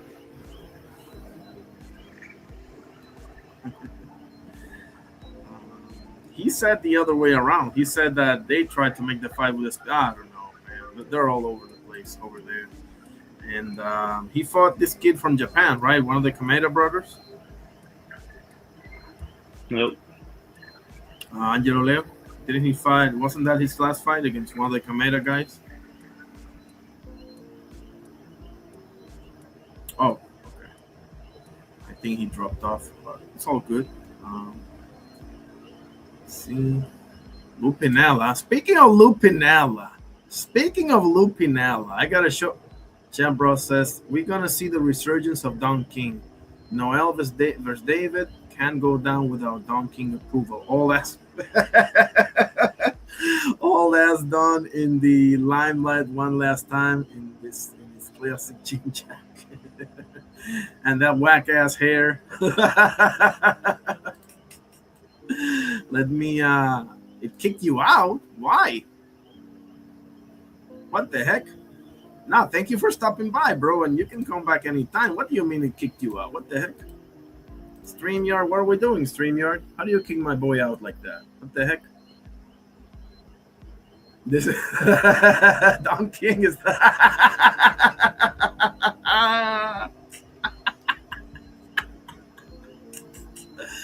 That's my boy, Oscar Perez, el carnal. Oh, man. Ross says, I want to see Don there one last time. It's only fitting for boxing. Let me show you some Lupinella. Since we're on that subject, right? Because, my God, I've never seen nobody get on the umps like Lupinella, bro. The GOAT. I present to you the GOAT. Now, all credit, hold on. Shit. Let me put the banner here to cover my backside. I'm not monetized. This educational purposes only because this is not a short. Where's the one that he's kicking dirt to the referee? This is the one. Oh, shit. This is the one. Hold on. Away, Pagan toward third, the throw. Got him. That was safe, The bro. ball hit the Come dirt. on, man. Whoa.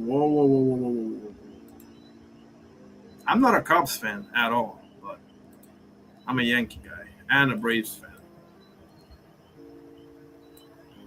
I like the Rangers and the Diamondbacks as well. Pagan toward third, the throw. That was safe, Got homie. him. Here comes Lou to The eat his ball ass hit up. the dirt, but on the bounce, Escobar able to get it. He applies the tag. Pagan and Mike Quaddy arguing. Wait for and it. here's Lou. Wait for it. This could be the one. There it Oh, is, my. number one, first ejection as a Cubs manager for Lou Piniella, and he is really He's kicking dirt to him. Kick dirt on him. Look at his. Look at the referee's shoes. Look at. Man, how do you not love this guy? Just kick dirt on him. Get him to chase. Right back off the Take your time. glove of Vasquez. He'll fire and he's Oh. got Out! What the bro? How is that out? How is that out? Bro, some of the songs, man. What the heck? What are we doing here? glove of Vasquez. He'll fire. No way that's out, bro. No way. Oh, boy. Here comes Lou. Here comes Lou. And here comes, Lou Piniella. Wow. And Lou is hot. Get out of here. Go ahead, Lou. Go ahead, Lou. Get his ass.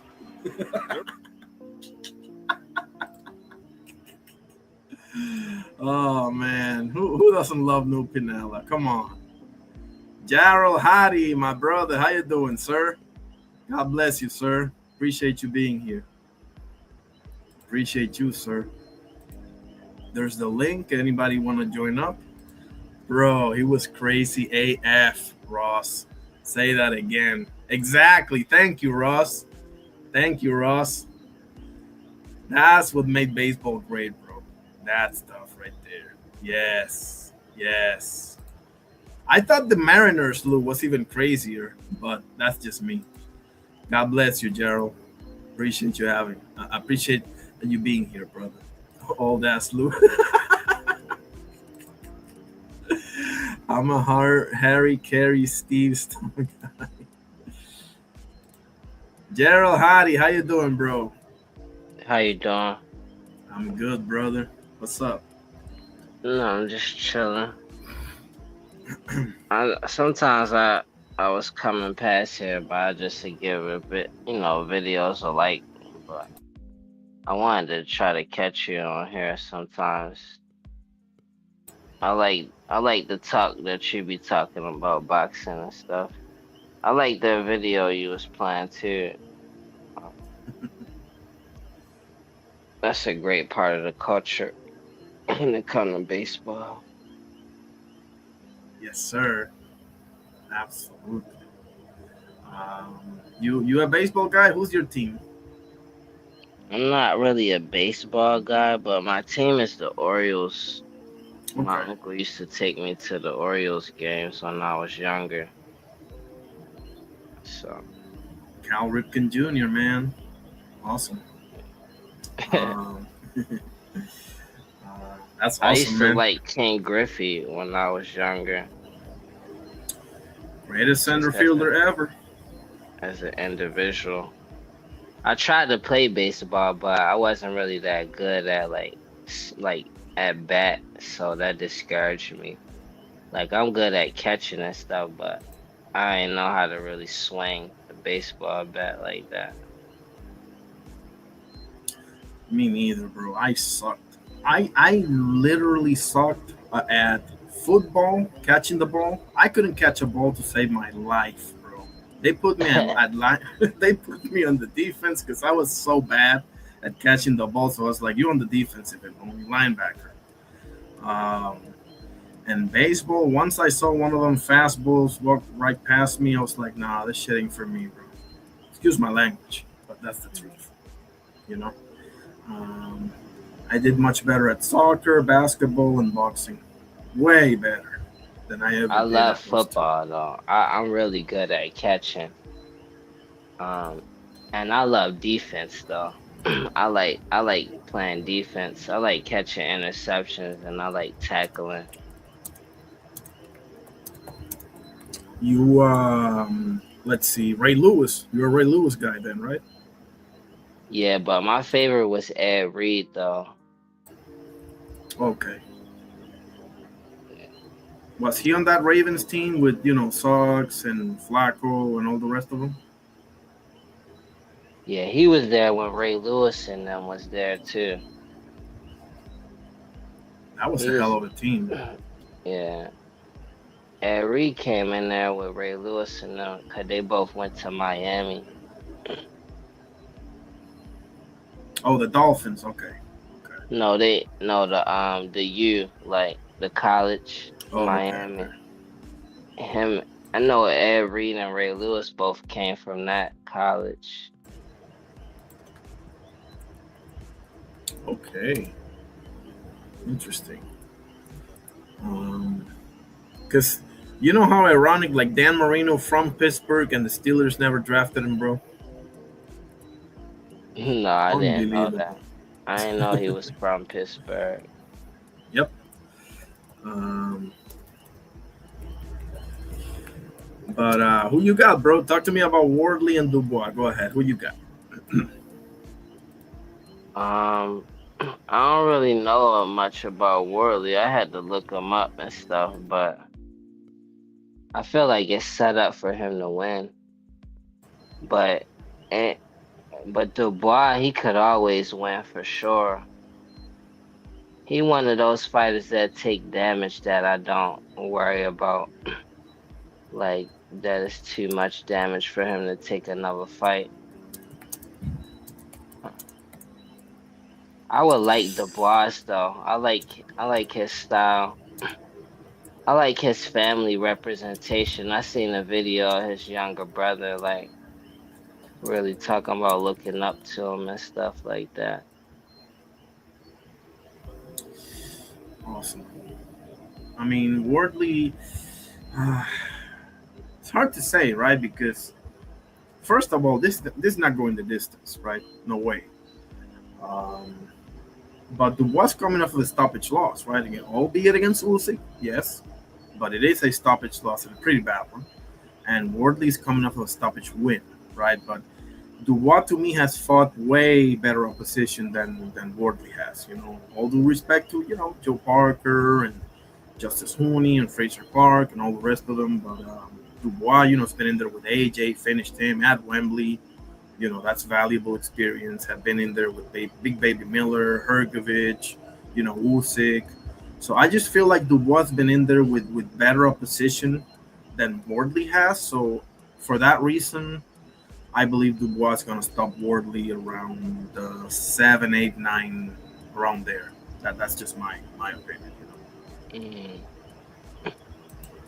I had to look at both of them fight. I mean, if you saying that, then that's probably like Dubois probably got more skill and experience. It's just like, as far as the politics, it looked like it's set up for Worley to beat somebody who got a good name like Dubois. Yes. It's going to be good, man. Are you excited for the fight? I'm more excited than I ever been recently for heavyweight fights. Like the last time I was really excited for heavyweight fights was when like Mike Tyson and Holyfield and them was fighting. Um, Yeah. but like recently I'm getting more excited about it. Really, cause David Benavidez just did what he did. I count that as heavyweight. And I I like Moses Otama. Is that his name? Yes, Moses. yes. I like him too. So he getting me excited for the heavyweight division again.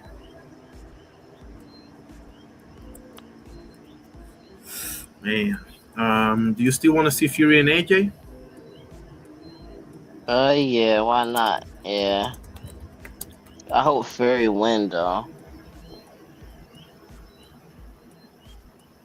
Me too. To be honest with you, I've never been an AJ guy. Not that I've been like a Fury, simp or anything, but I just never been an AJ guy. To be honest with you, and I think Fury's better. Now the question is, I mean, I don't know because Fury says the Fury team said he wanted to fight one more opponent before AJ, which to me makes not too much sense because you just fought Makhmudov, and AJ's coming off fighting Jake Paul for God's sakes, and Uh, you know, it sounds like something Fury would do though, just to like hype the fight up even more. And Fury, he don't really like. Sometimes he don't take advantage of certain stuff. Like he might not be looking to take advantage that AJ just came off of a Jake Paul win and a car accident with his close loved ones. So he probably don't even want to take advantage of that. man, exactly because that's the thing. Like I'm sick of seeing all this. Oh, I'm gonna fight this guy or that guy, and then somebody loses, and we never get to see the fight, bro. I'm sick of that, man. Like Yeah. so, somebody's gonna get Andy released here, you know. I don't got Tyson Fury losing though. I hope they make the fight next. I'm tired of waiting for it.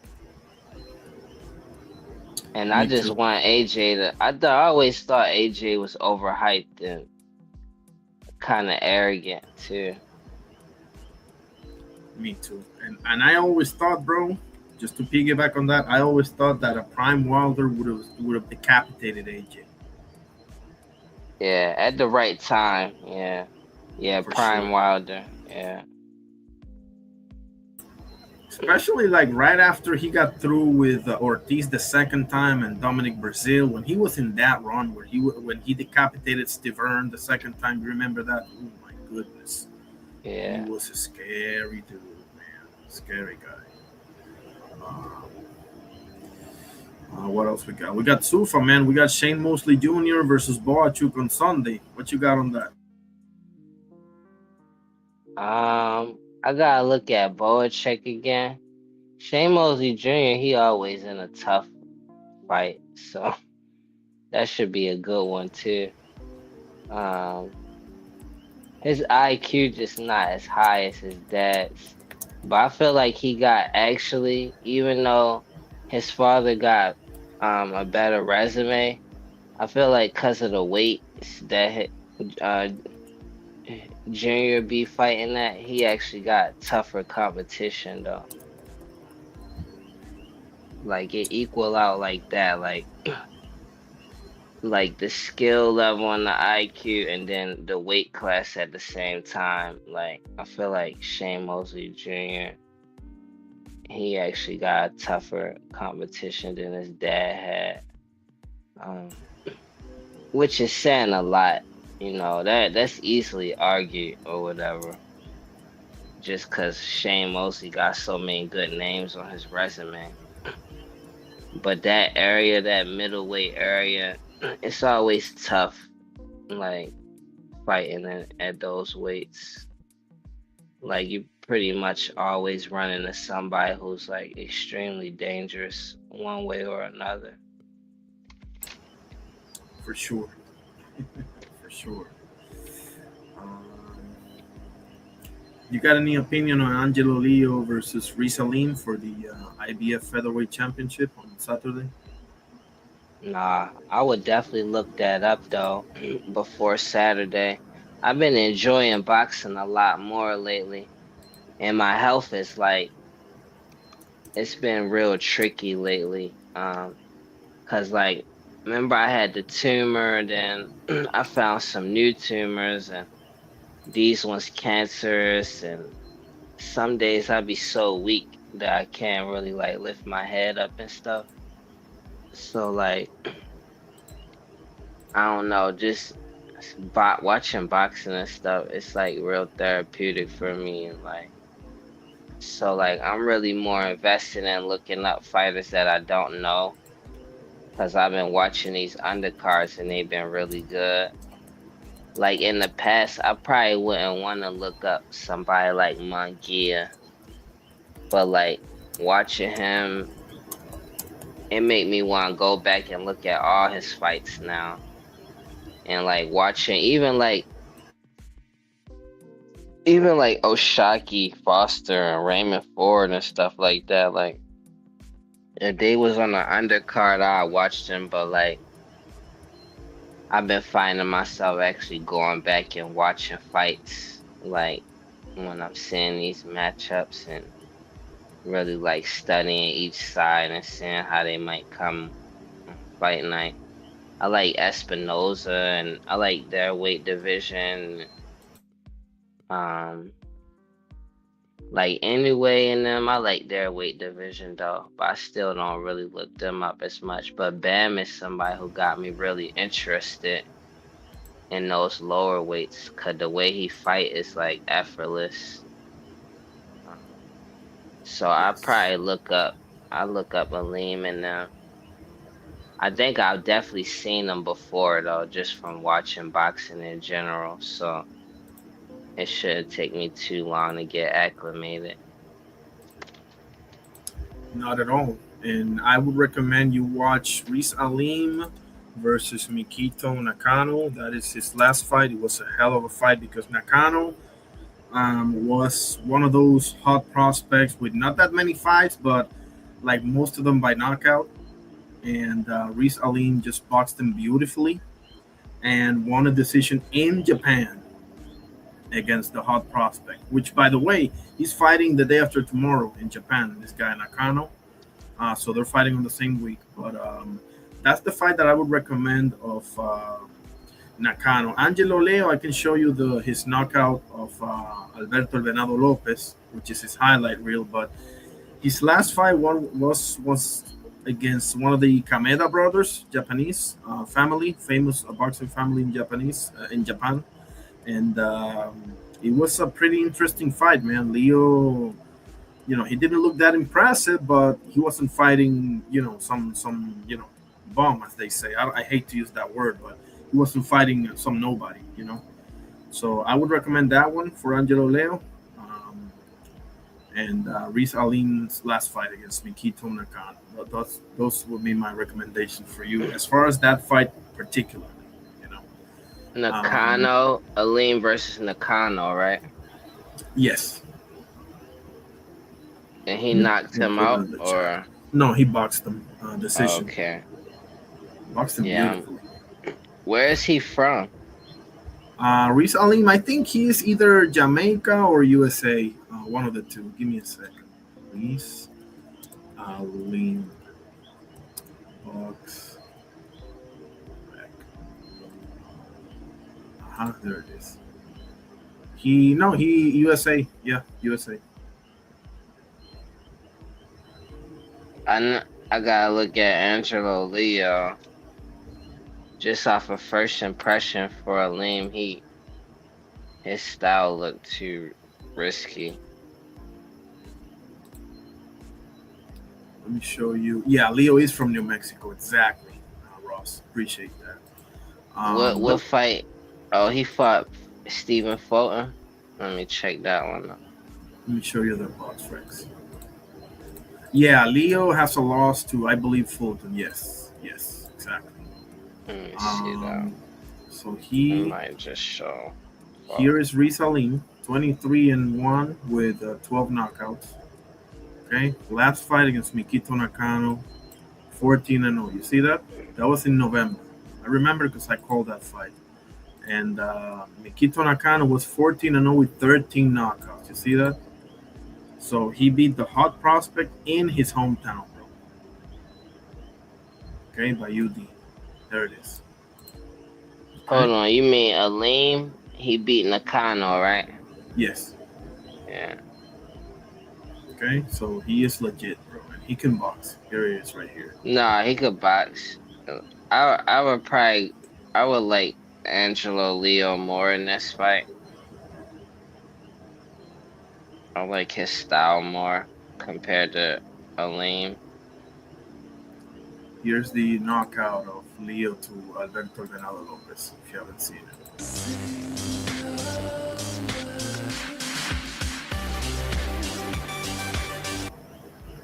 That's knockout of the year right there. But like I said, it's not really something to take reference of if you're going to look at a fight because, Yeah. Lopez, Especially with the style, yeah. Exactly. It's nothing like Aleem, So. Oh, Sam Goodman? That was his loss? Okay, I appreciate that, Ross. I was looking at his box right here. Yeah, by split decision, too, okay? By split decision. So, I mean, ain't no shame on that. I don't think so. That boy is Yeah, good. you can't really look at Fulton either because Fulton wants to mix it up with him. I think Aleem, he's not going to want to mix it up. So I don't know how Angelo Leo pressure going to be versus Aleem. But I see vulnerability in Aleem when he's like on his back foot and he gets trapped. It doesn't look like he really knows how to get out of the trap. Like if somebody cut the ring off on him. So I'd probably be favoring Angelo Leo in this fight. Decision or too early to tell? It's too early because I feel like Leo is gonna have to grow from the fights that I'm seeing. Cause this will probably be the best like boxer to me that he's fought. True. And his pressure is not like he has a lot of room to grow when it comes to being a pressure fighter. Like he gets hit too much. And he doesn't, his cutting the ring off is not all of that. But the way he fought Fulton, this guy, I don't think he's as tough as Fulton. So, he might could get the stoppage late. The guy seems tough though. Aleem seems tough though. And he's smart, but like, he vulnerable on that back foot against the ropes. If Leo could beat him up, trap him on the ropes enough time and beat him up, he could stop him. I could see Leo stopping him. Interesting. Especially to the body. Leo like he got some good power. He could break you down eventually. It's just this guy, he got like, no disrespect to Laura, but he got like this Laura type of like consistently, like maybe an old school Laura, like consistently trying to stay out of danger, but not nowhere near as good as Laura with it.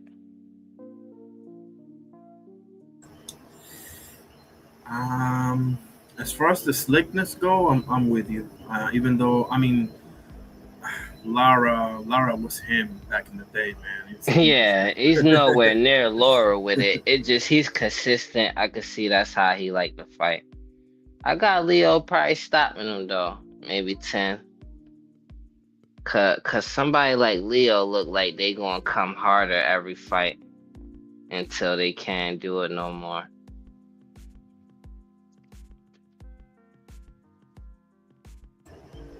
Man, I'm not expecting a stoppage, to be honest with you. Even though I hear you, Leo, especially to the body, if you can catch him late, because Aleem is gonna have to keep up that pace.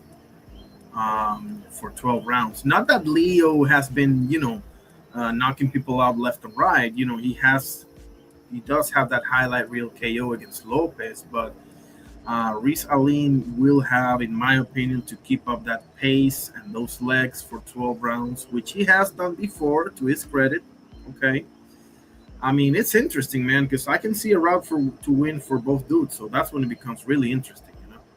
Yeah. For now, it's a 50-50. I'm leaning more towards Leo, though. Like, who has a lean foot that's as strong as Leo? I don't know. I'm just finding out really about him anyway. But like, has he fought somebody this tough as Leo? Good question. Let me see. He lost to split decision with Sam Goodman. Goodman ain't no chopped liver, but I don't believe I would put him with Angelo Leo. Yeah. Adam Lopez. Adam Lopez is a nice win, but he's not really at the level. I like Adam Lopez. I like him too. I wouldn't put him at the Leo level though. And this is respectfully, of course. Interesting, man. Interesting. The more I think about this, the more 50-50 it comes to me, So Yeah, that's exactly who I was thinking about too. Adam Lopez, yeah. See, Adam Lopez, I don't know what happened to him. Like, I don't know. I can't say he was moved too fast. I just think he was fighting at a time where the weight divisions was real hot, like, and he kind of like small for those divisions.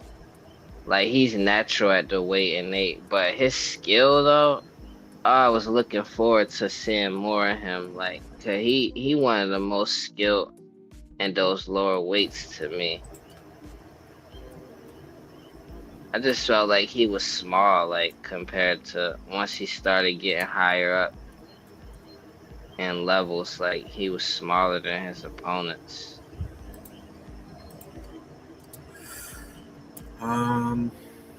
Yeah, without a doubt. Um, Cause they just able to just like look how Aleem is just so comfortable with Adam Lopez. It's just cause he's small, that's it. But skill for skill, Adam Lopez is like one of the best. Adam Lopez is nice. He had I can't remember because I remember I saw him coming up, and then he had a tough fight against who it was. Let me check it out. Where is he? There it is. Adam Lopez. 19-4. He was coming up. I saw his fight against. Shit, can't remember right now. He had a loss against Daniel Roman back in 2017. A loss against Jorge Diaz by UD, 2017 as well. Arnold Kega in 2018, and just lost to. His last loss was against Rasslin by TKO in the fourth round. I mean, it is what it is. He's a pretty good fighter. But he That was make smaller. me want. Yeah, he just little compared to them, but they not as skilled as him though. That make me want Angelo Leo to stop him now. 'Cause I really like Adam Lopez a lot.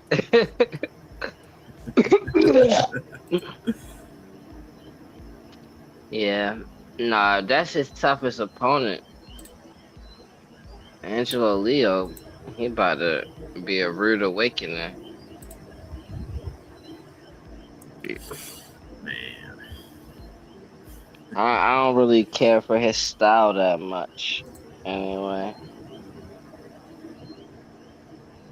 'Cause he obviously don't fight like that when the opponent is his size.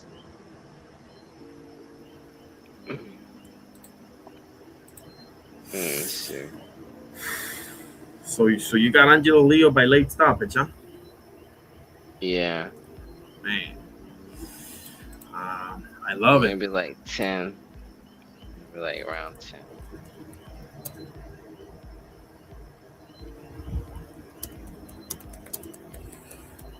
Okay. I got Leo winning a. No, hang on a second. Let me think about this.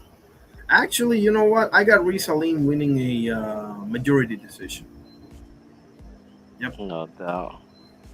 Um, I think he's gonna outbox him because, listen, he was a hilarious underdog in the Mikito Nakano fight in Japan, and he was able to keep up that pace for 12 rounds. And that kid can crack. I know he's young; he don't got that many fights, but he knocked out everyone but one of his opponents. Man, like that's got to tell you something, one way or another, you know. Um, and I don't know. I just don't think Angelo Leo, and I could be dead wrong about this, okay? But I believe so. I believe he's going to be able to do it because Angelo Leo, I don't think he can crack like that, you know. I think Angelo Leo's he's more sturdy than Nakano or Aleem. Um, and he's more aggressive than Nakano. Nakano, he looked like he was letting Aleem frustrate him. Like Angelo Leo not gonna be going for none of that. True. And he was catching Aleem. If Leo catch Aleem with some of these same shots, it's gonna hurt him more.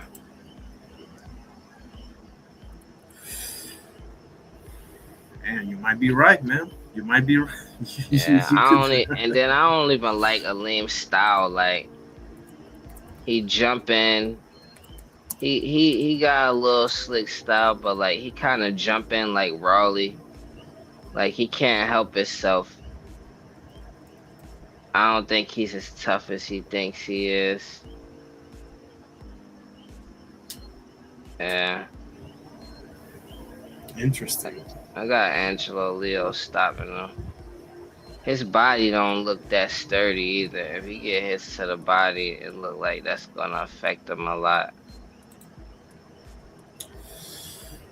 He is 35 years old, so this is basically, you know, his last, you know, he's gonna fire his last bullet in this fight, you know. So Okay, yeah, yeah, he gonna get stopped for sure. yeah, Just some of the stuff I see Nakano catching him with. Like Leo's gonna keep doing that. Nakano's like more patient than Leo, and that's not really helping him. Aleem's he got this kind of awkwardness. Yeah, that ain't gonna work out for Aleem when it come to Leo. He doing it and then jumping in, and then he not gonna be able to keep Leo off of him at all.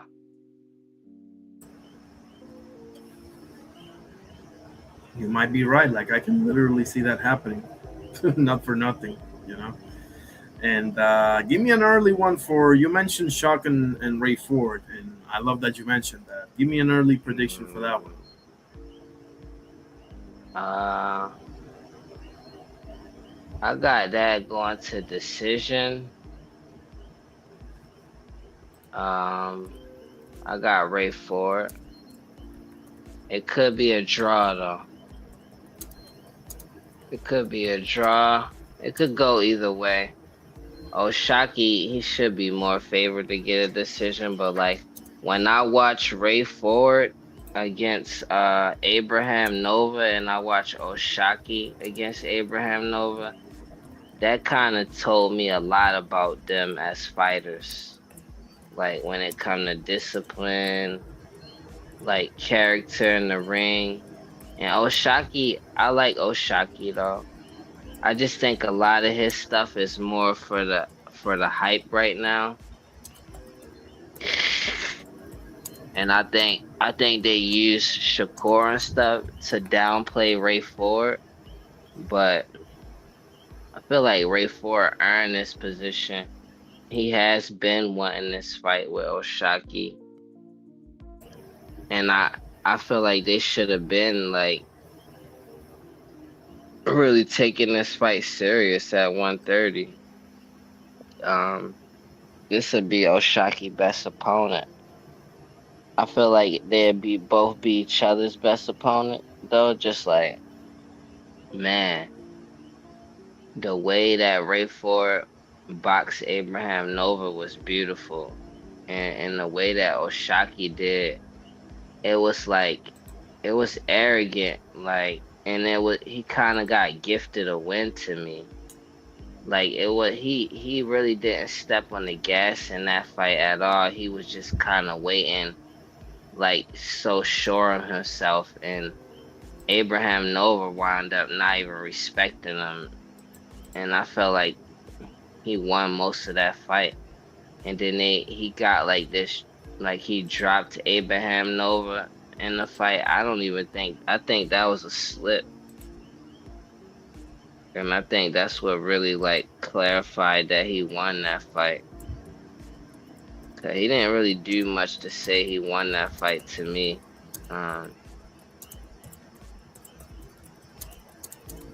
And he looked Interesting. good versus Stephen Fulton, but like he waits too much to me. Like he got that late stoppage in that one fight that people give him a lot of credit for, but like Yeah, Rocky that's Hernandez. that's cause he waits so long though. He had to get a late stoppage. He pretty much does that in every fight. Like that's why I feel like him and Shakur is even talked about is cause that's what they do. Like they wait on the opponent until a fight start and then they just take advantage of that. To me that's like cheating. That's like an unspoken rule of cheating in boxing. Like to just sit back and wait until your opponent make the first move, basically. Unless you just more athletic than them and you could afford to like be first. Like you're not taking no risk and your opponent has to take all the risk, then you take all the credit for the win. Like I don't like that style.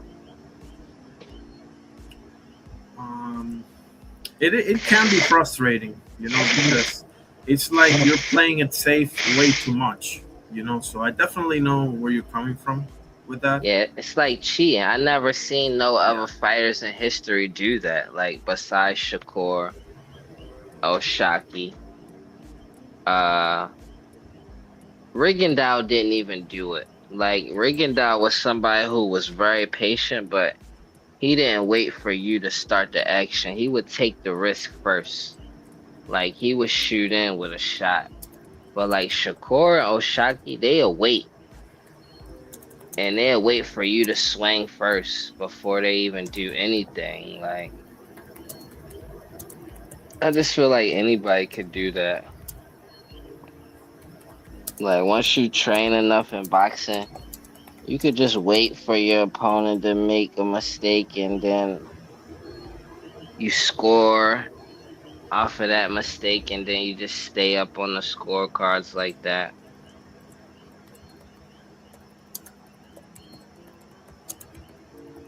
Like that's Um, truly what running is to me. it can be And seen as blurring the rules, so to speak. Especially from a fan standpoint, because we want to see action, we want to see a fight. But I just think that this is as frustrating as it may be, because I do see where you're coming from, bro. But I just feel like every tactic has you know, its solution. You know, like if it works all the time, everybody would do it. No, that's not how it works. So I understand it can be frustrating. I do understand it, but I mean, what can I say? It's not really against the rules, but the I don't know. I guess you just gotta find a way around it, right? If you're the opponent, I mean, because Shakur did that to me against especially Edwin de los Santos, um, but he also, well, let me think. I believe he did that against Jamel Herring. Because against Valdez, he didn't have to do it, right? He was just so superior technically that he didn't really have to do it, you know. And Yeah. who's the other one? Tio, same thing. He was so superior technically, and on the reflexes and everything else. And to a I degree mean, against all of Cepeda. those guys was gonna even De Los Santos, like all of those guys was gonna take the risk that he wasn't. And the only reason he could get away with it, like, yeah, he's a good fighter and he's athletic, but it's because of his status as a fighter, his name. Like other fighters that could pull that off, they wouldn't be able to get away with doing it. Like Floyd wouldn't have been able to get away with doing what Shakur's doing. They would throw Floyd in the trash. Like you get what I mean by that? Like Yeah, Floyd couldn't he couldn't have done it even after all the wins he got. If he would have fought like Shakur fought one time, they would have threw him in the trash.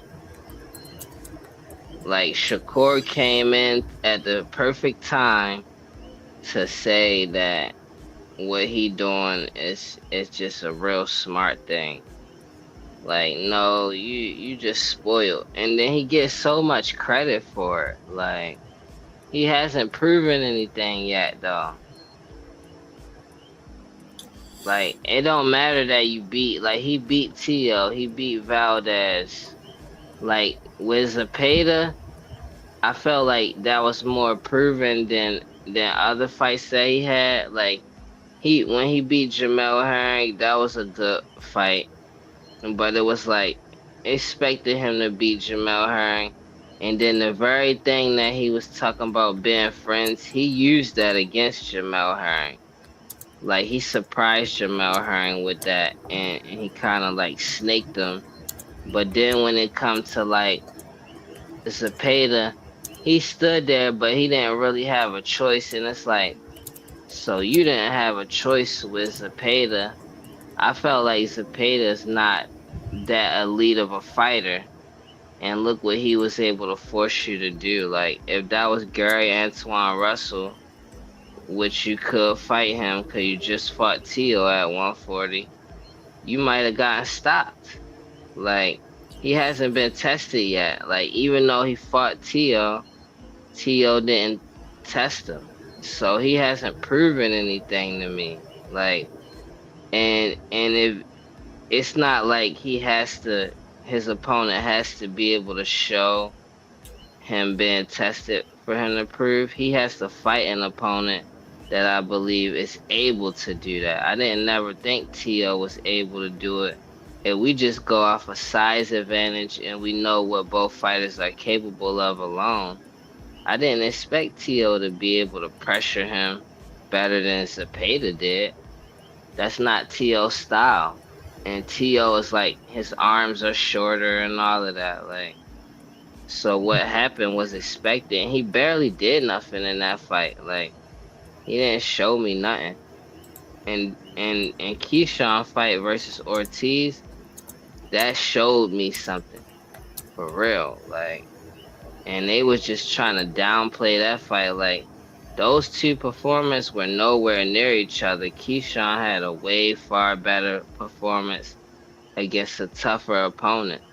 Like, not saying Ortiz is better than Tio, he's just a tougher opponent, and he's bigger. Like his range and what Keyshawn did and stopping him was a big deal. Like Shakur, I don't think he could have stopped Tio if he wanted to.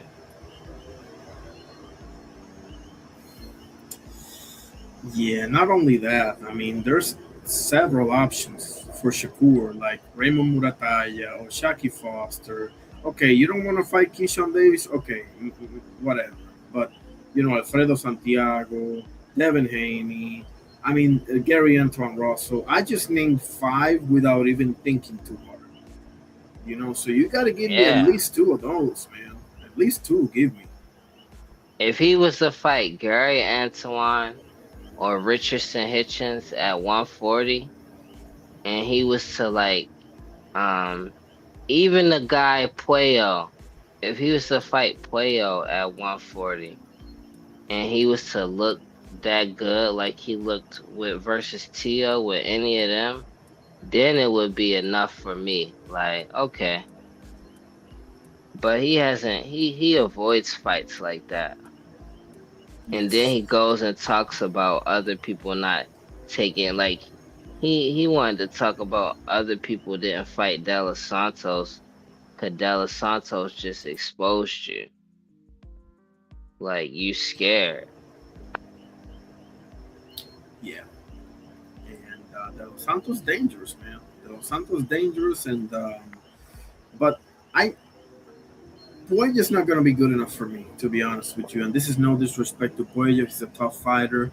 But I need somebody like, listen again. If you don't want to fight Keyshawn, it sucks to hear, but whatever. Give me Mutratalla and give me Russell, or give me Mutratalla and give me Shock. Give me Yeah. two like legit, champion, world championship level fighters. I need that, bro. I need I that. like that you said Puello's not enough. Like I Yeah. gotta look up more Taya just so I could give him his respect. Um, but Oshaki's not enough for me. Oshaki's basically just a smaller version, like of Shakur. So that wouldn't be enough for me. Like that'd be nothing to me. Like I don't even care to see that fight, honestly. If Shock beats Ford, would you change your mind?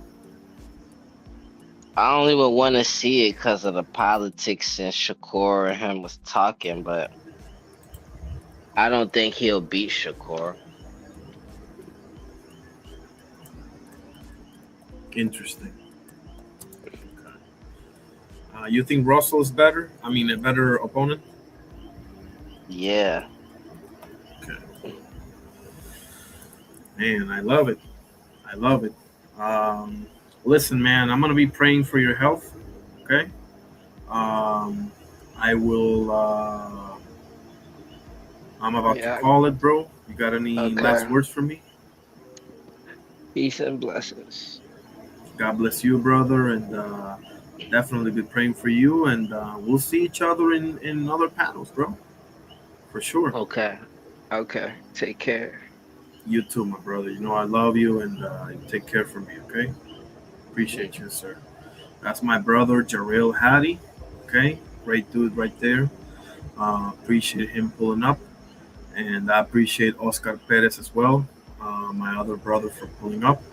Um, Definitely be praying for my brother right here, Jarrell Hattie, and I invite you all to do the same.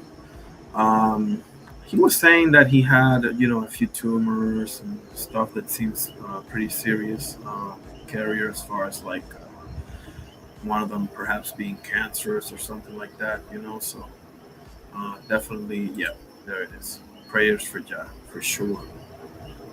Prayers for him. Prayers for Thomas Hill for a speedy recovery as well. I understand that he still got a leg injury. Um, and I'll say Rick Adelman. Rick Adelman, Cottage. Rick Adelman. Um, I'm not high on the Antoni, you know. Me neither. Me neither. He just told me, Carrier. Me neither. Me neither. It's okay. We know. We know. It's okay. And if he's not sure, I'll let him know. Carrier's not like that. He makes a joke, but he didn't know. Okay, he didn't know, and here he is saying it. He didn't know. Okay, so I'm showing the messages and everything just in case somebody plays back or whatever. Okay, so just to be clear. Okay, I know Carrier enough to tell you that he's not like that. Okay, um, absolutely. So he just made a joke because obviously we had a run in the panel earlier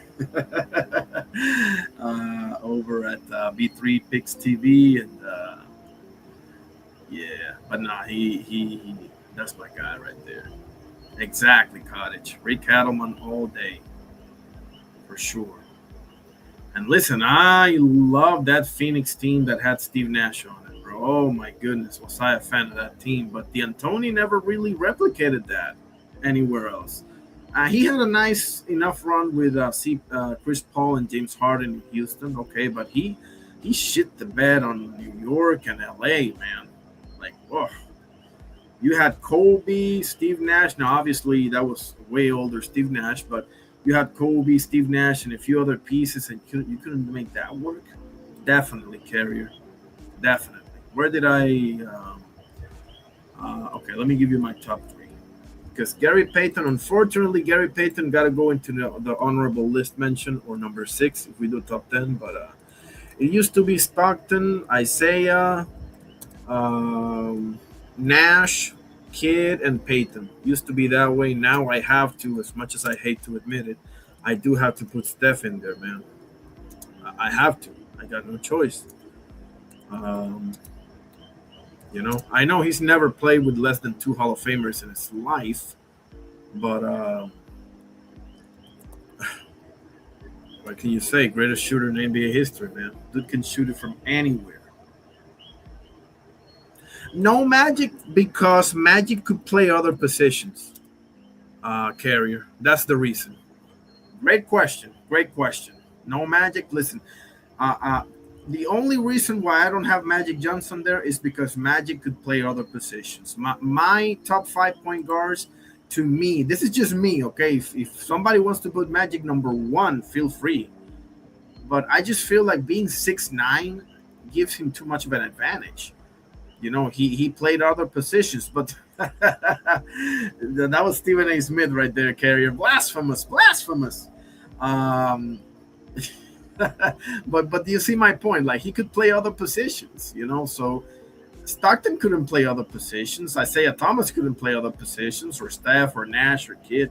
You see where I'm coming from?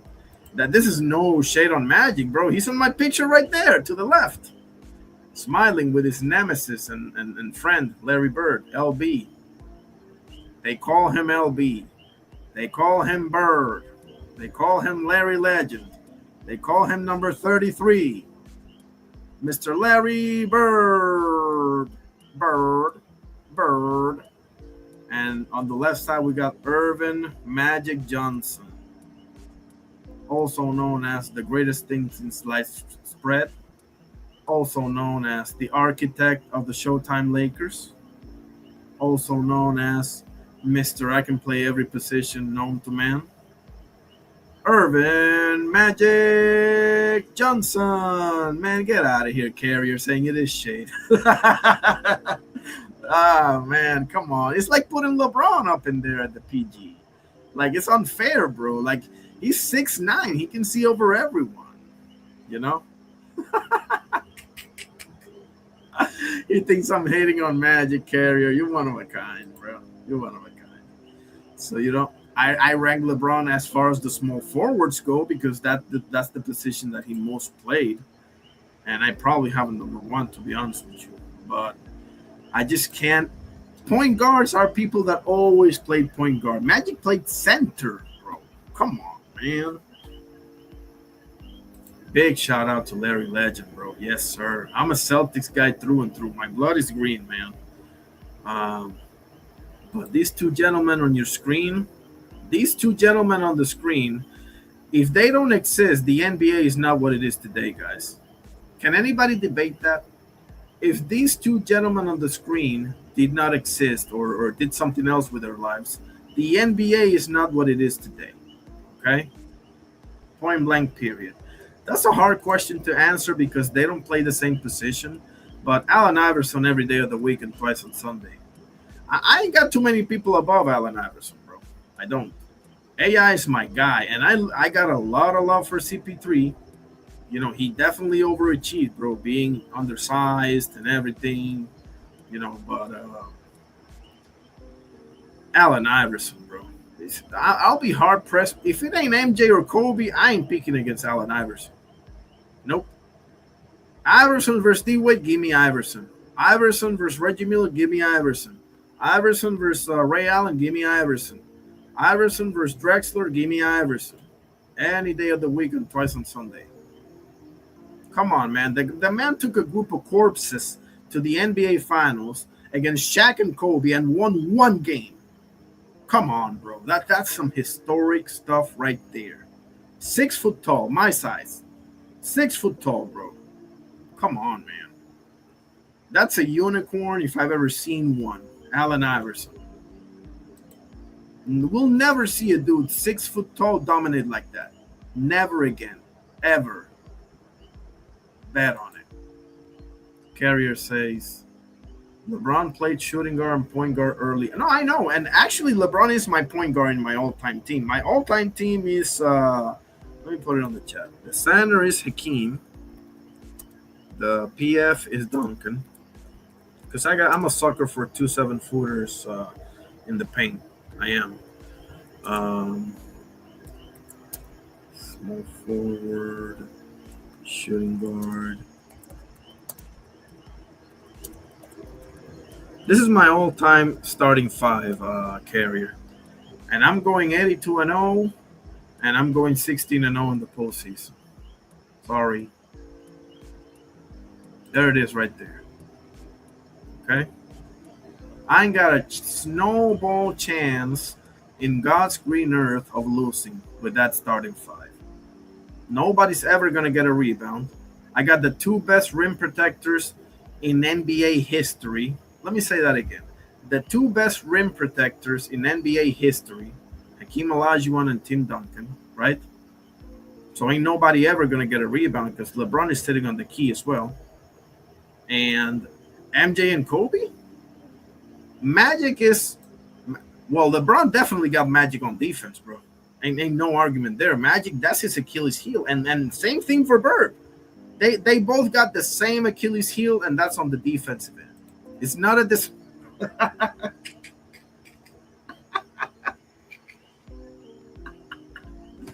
He says I'm disrespectful.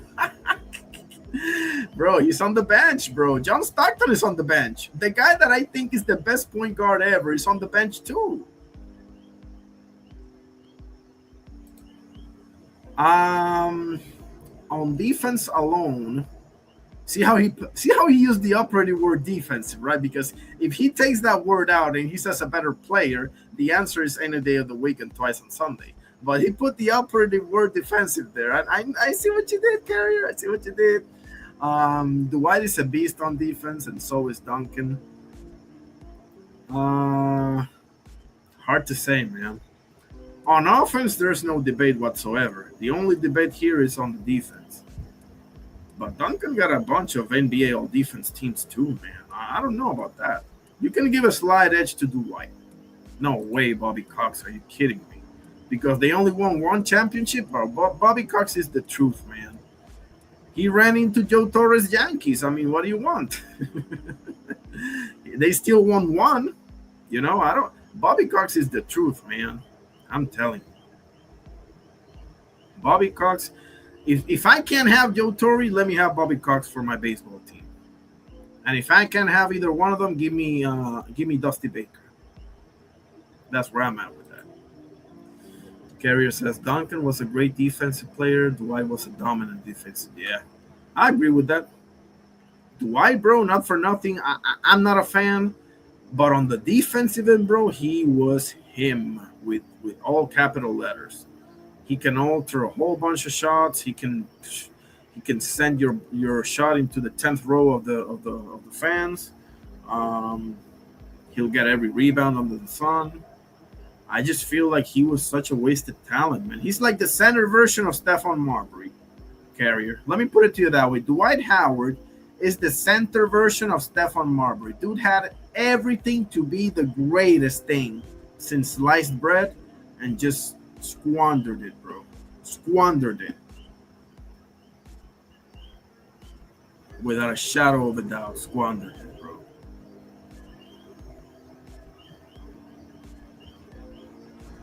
Dwight got a bunch of what? Oh, Defensive Player of the Year.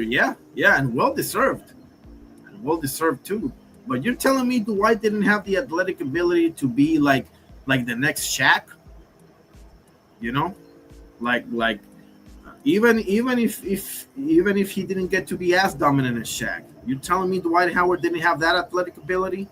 Come on, man. Dwight should have been 10 times greater than he was, to be honest with you. He never developed a signature move. He never developed a consistent jumper, not even in the mid-range. He sucked at the free throw line. I mean, come on, man. Seriously? You can jump over anything, and you can't give me any of those? Come on, man. He took it for granted. That's what happened. He took it for granted. Same thing as Stephon Marbury. Same thing, bro. I dare you to find me a point guard more talented than Stephon Marbury, bro. I dare you. You won't be able to.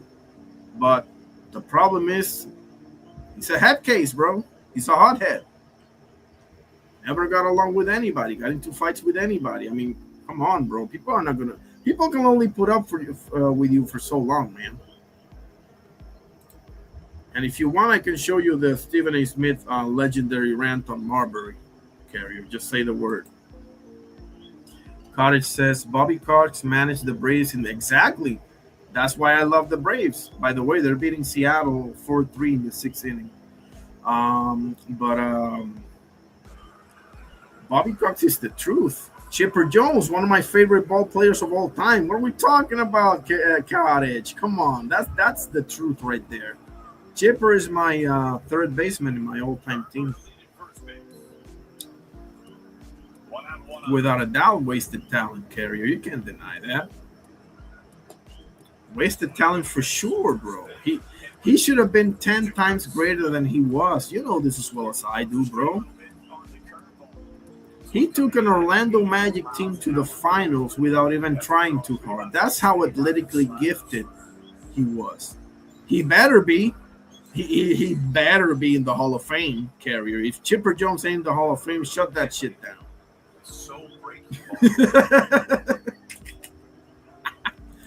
He ain't overrated at all. Not one bit, bro. I got a lot of love for Mr. Bobby Cox. You know? Chipper Jones. Come on, man. Dwight didn't have no offense, but who was stopping him? Bro, his worst enemy is the guy standing back at him, staring back at him in the mirror. That's his own worst enemy, man. I don't get it. To this day, I don't get it. I don't understand. I don't understand how you can have. I remember that dunk contest, bro. He did some shit that I never seen nobody do. And when I say nobody, I'm including Vince Carter. I'm including Dominic Wilkins. I'm including Sean Kemp. You know, the best of the best of the best. MJ, the best dunkers of all time. Josh Smith. You know, Desmond Mason. Isaiah Ryder. I mean, you name it, bro. The best of the best. Dwight is miles ahead all of them in athletic ability. But come on, man. Seriously. Can't you develop a jumper? Seriously. Like a David West type jumper or something like that? Like, come on, man. Everything got to be on the paint. Everything. He took it for granted, Carrier. I don't like this as much as any more than you do, but it's the truth. Carrier says his chipper. He damn well better be well. That dude was special. Special. Yeah, he spent a lot of time with the Braves, man. I think he had 20 plus years in the Braves. The MLB, bro. Can you believe Ichiro didn't get unanimous for MVP? One vote, one idiot decided not to vote for Ichiro. Dude went to the MLB at 27 years old and still got 3,000 plus hits. He started a decade later than everybody else, damn near, and still made it had over 3,000 hits, bro. Wow, they just hit a home run. Oh, shoot. 5-4 Seattle. Bobby Cox ejection. I think I have one. Give me a second. I should have one. Bobby Cox.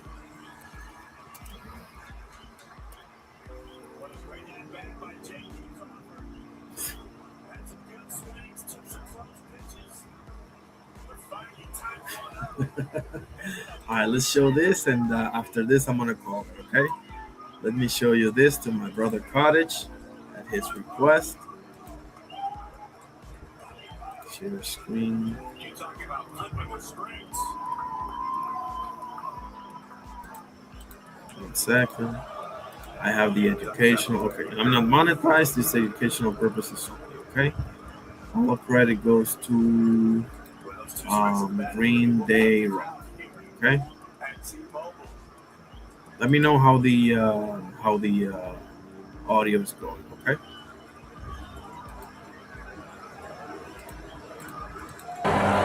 Well, it's going to get heated right now because I guess Bobby had enough of this umpire. Yeah, he's gone too.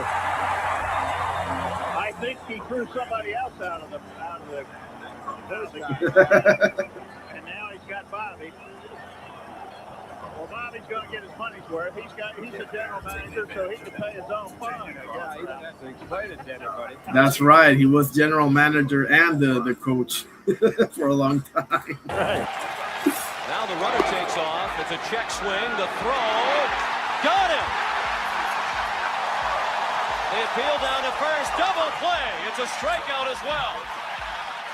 And they're warning the Atlanta dugout now. A helmet came flying out. Bobby Cox threw the helmet. One of his players did. He's jawing back at Joe West. Oh, Joe West. Joe West, bro. Joe West was nothing to mess with back in the day. Well, somebody's been tossed, and here comes Cox. It was Bobby Cox who threw the helmet out there. Yep. And I think Joe West, when he looked over and saw Lonnie Smith standing up, we don't know yet whether he kicked out Bobby Cox. For 5 runs in the third. In the 6th, Mets rally, met at the corners. Ryan Thompson shot to third. Is it a double play? The Braves think so, but they call him safe. The first run scores. Bobby Cox says, what are you guys looking at? And he gets tossed. All right, let me see that again. 1 second. 1 second. Shot to third. Is it Damn, that's a tough one. a double play? The Braves think so, but they call him safe at first. Run scores. Bobby Cox says, what are you guys looking at? And he gets tossed. Top of the second, Bobby Cox getting more than a little fired up, arguing a check swing call. Bill Hahn doesn't like it. The quick heave-ho for Cox. Hockey sent 12 batters to the plate in the first. Bichette up again, strike or not. Glavine says it should have been a strike. Gary Darling says it's not a strike. Bobby Cox comes out. Bobby Cox has some issues. Bobby Cox has... Tom Glavine was the truth back in the day, fellas. I know Greg Maddux got more Cy Youngs. I love Greg Maddux, but Tom Glavine was the Check truth. swing call. Bill Hahn doesn't like it. The quick heave-ho for Cox. Hockey sent 12 batters to the plate in the first. Bichette up again, strike or not. Glavine says it should have been a strike. Gary That's a strike, homie. Come on. Darling says it's not a strike. Bobby Cox comes out. Bobby Cox has some issues. Bobby Cox has some major issues, and he's thrown out of the game. Now coming out. For the 6th, Rockies up. A little adventure with McMichael pitching to Sheffield. Strike, ball. Called it a ball. Bobby Cox said this was a strike. He gets thrown out. I'm reading his lips. He's saying something about a guy and a cane. The problem is the Braves win anyway, but Cox is there, not there to see the end of it. Darling's call. Top of 6, Glavine facing Andres Galarraga. Walks him. Glavine has words with Darling. Bobby Cox defends his pitcher, and he gets tossed. 2 Major League RBI. Bobby Cox had a hot hit to him. For him, and then Colorado Burke stealing second. His 30th stolen base of the year. We'll tell you why in a moment. That is of importance. Javi Lopez doesn't like the call. Chipper Jones doesn't like the call, and he gets tossed from the game. Bobby Cox doesn't like the call. Then again, he's got a There's Chipper right there. headache, so he might as well get tossed and have his Advil early. You know, I got to get his book, Cottage. I got to get Chipper's book. It's called Ball Player. Go figure, right? Definitely got to get his book. That boy is an all-time great, man. Chipper Jones is one of the greatest ball players I've ever seen. He's right up there with Ken Griffey Jr., Ichiro, Ivan Rodriguez, Roberto Alomar, a ton of people, man. Mike Trout, a lot of people, man. Frank Thomas, Albert Pujols, Vladimir Guerrero, Derek Jeter, obviously. Ton of people. The Alex Rodriguez that played for Seattle and Texas. Oh, what a player that was. Joe West. Baron Davis, Cottage. Baron Davis. Stephen Marbury is more talented, but Baron Davis had definitely a better career. Bobby Cox went down the tunnel to smoke a few Winstons after this. You bet on it, Ross. You bet on it. Like a champ. Cowboy Joe West. Yes, Ross. Exactly, bro. Back in the day, he wasn't no punk, bro. He'll throw you all over anything, bro. That Joe West, I remember him, man. I think he's the umpire with the most called games in history. It's not even close. Oh, me too, Ross. Come on. You should go to my Discord. I post stuff like this on a regular. And even on my posts here, I have... let me share my screen.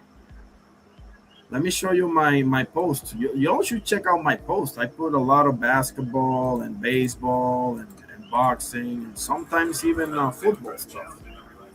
You know? This right here, posts. See? Happy birthday, Kevin Rooney, born May 4th, 56 in Staten Island, New York. Junior welterweight and welterweight from 79 to 85, 21-4, one draw with 7 knockouts. Trainer of Mike Tyson and Vinny Pacienza and others.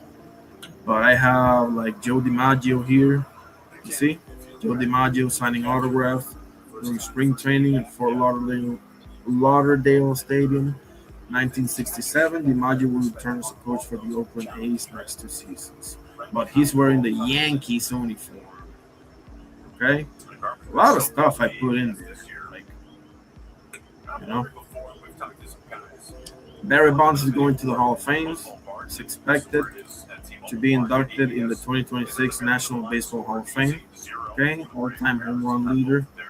A lot of people don't like this, but it is what it is. Look at this. Basketball Times, May 1st, 1994. All-Americans. Jason Kidd, Jalen Rose, Grant Hill, Danielle Marshall, and Glenn Robinson. A lot of good stuff. I'm a history geek, guys. I'm a history geek. You know? So, yeah, you should definitely check that out. But that's okay. I'll show them in my lives either way.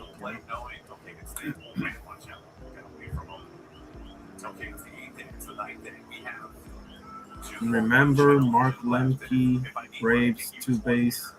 I don't know what it was, but playoff time he was big time. Yes, I do remember him. Wow. I love the Braves. If it wasn't for the Yankees, the Braves would be my team. Man. But yeah. That's about it, fellas. I'm gonna go live. My next live should be Thursday. Okay, should be Thursday.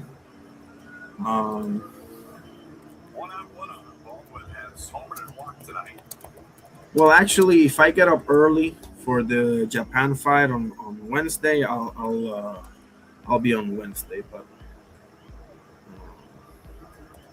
Thursday night around 9 p.m. Okay. There it is. Yeah, right, Ross? Yeah. Exactly. Ponce Choef, hell yeah, that's my yeah, absolutely. He should be, but I don't know if he'll get in there because his career was cut short. You know? Unfortunately, his career was cut short. Now, everyone knows if he would have had a full 15 to 20-year career, he definitely in the Hall of Fame, right? Definitely. We all know this. But it's hard to say only because his career was cut short. Now, Yao Ming got into the Hall of Fame, and his career got cut short, so it's only fair that Brandon Roy gets in the Hall of Fame as well, in my opinion. And if Tracy McGrady's in the Hall of Fame, same thing. And if Grant Hill's in the Hall of Fame, same thing. Okay? What? Seriously, champ?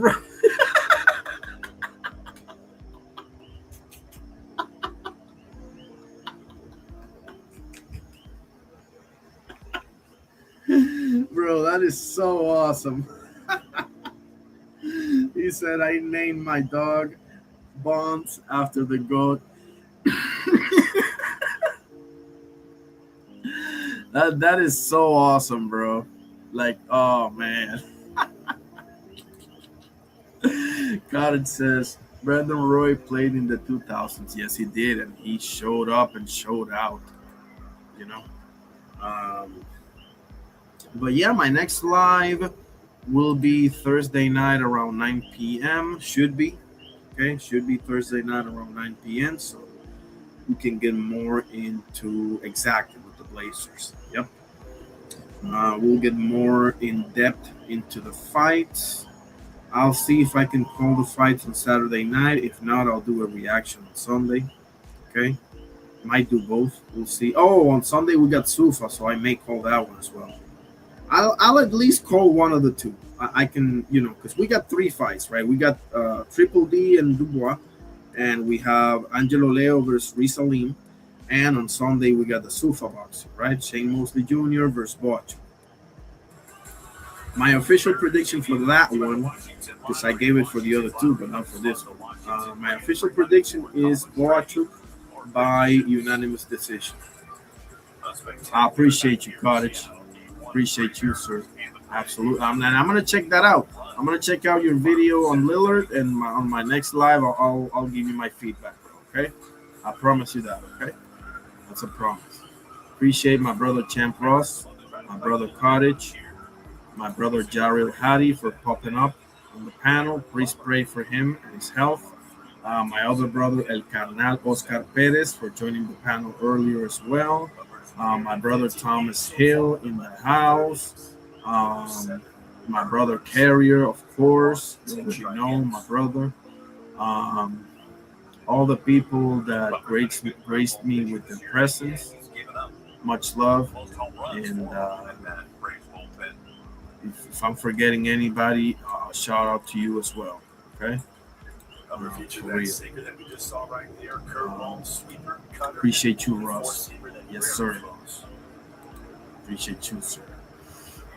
So yeah, that's about it. I'm gonna go ahead and end it with the Lord's Prayer in the name of the Father, Son, and Holy Spirit. Our Father who art in heaven, hallowed be thy name. Thy kingdom come, thy will be done on earth as it is in heaven. Give us this day our daily bread, and forgive us our trespasses as we forgive those who trespass against us. And lead us not into temptation, but deliver us from evil. For thine is the kingdom and the power and the glory forever and ever. Amen. And the Father, Son, and Holy Spirit. Thank you, God, for everything. We see the results of the survey. No votes on the vertical, but on the landscape we have 6 votes. 6 votes, awesome. We got 2 for Tank. So the question was, which of these 4 fights would you like to see the most? First one, Benavidez versus Vivo. Second option, Tank versus Shakur. Third option, Inoue versus Bam Rodriguez. Fourth option, Fury versus AJ. We got 6 votes. None for Benavidez and Vivo. 3 votes for Tank versus Shakur. Okay, highest one, 50%. 1 vote for Inoue versus Bam Rodriguez, 17%, and 2 votes for Fury versus AJ, 33%. Appreciate you all that voted. Good stuff, absolutely. And absolutely, I will check that out. That's a bet and the promise. So we'll see you live on Thursday night around 9 p.m. Unless something happens, that should be the next time. Until then, this was your boy Irony Barson with my 95th live. Appreciate you all. Peace out. Stay safe and God bless every single one. And then you advance to 90 feet, which is exactly what Josh Taylor did.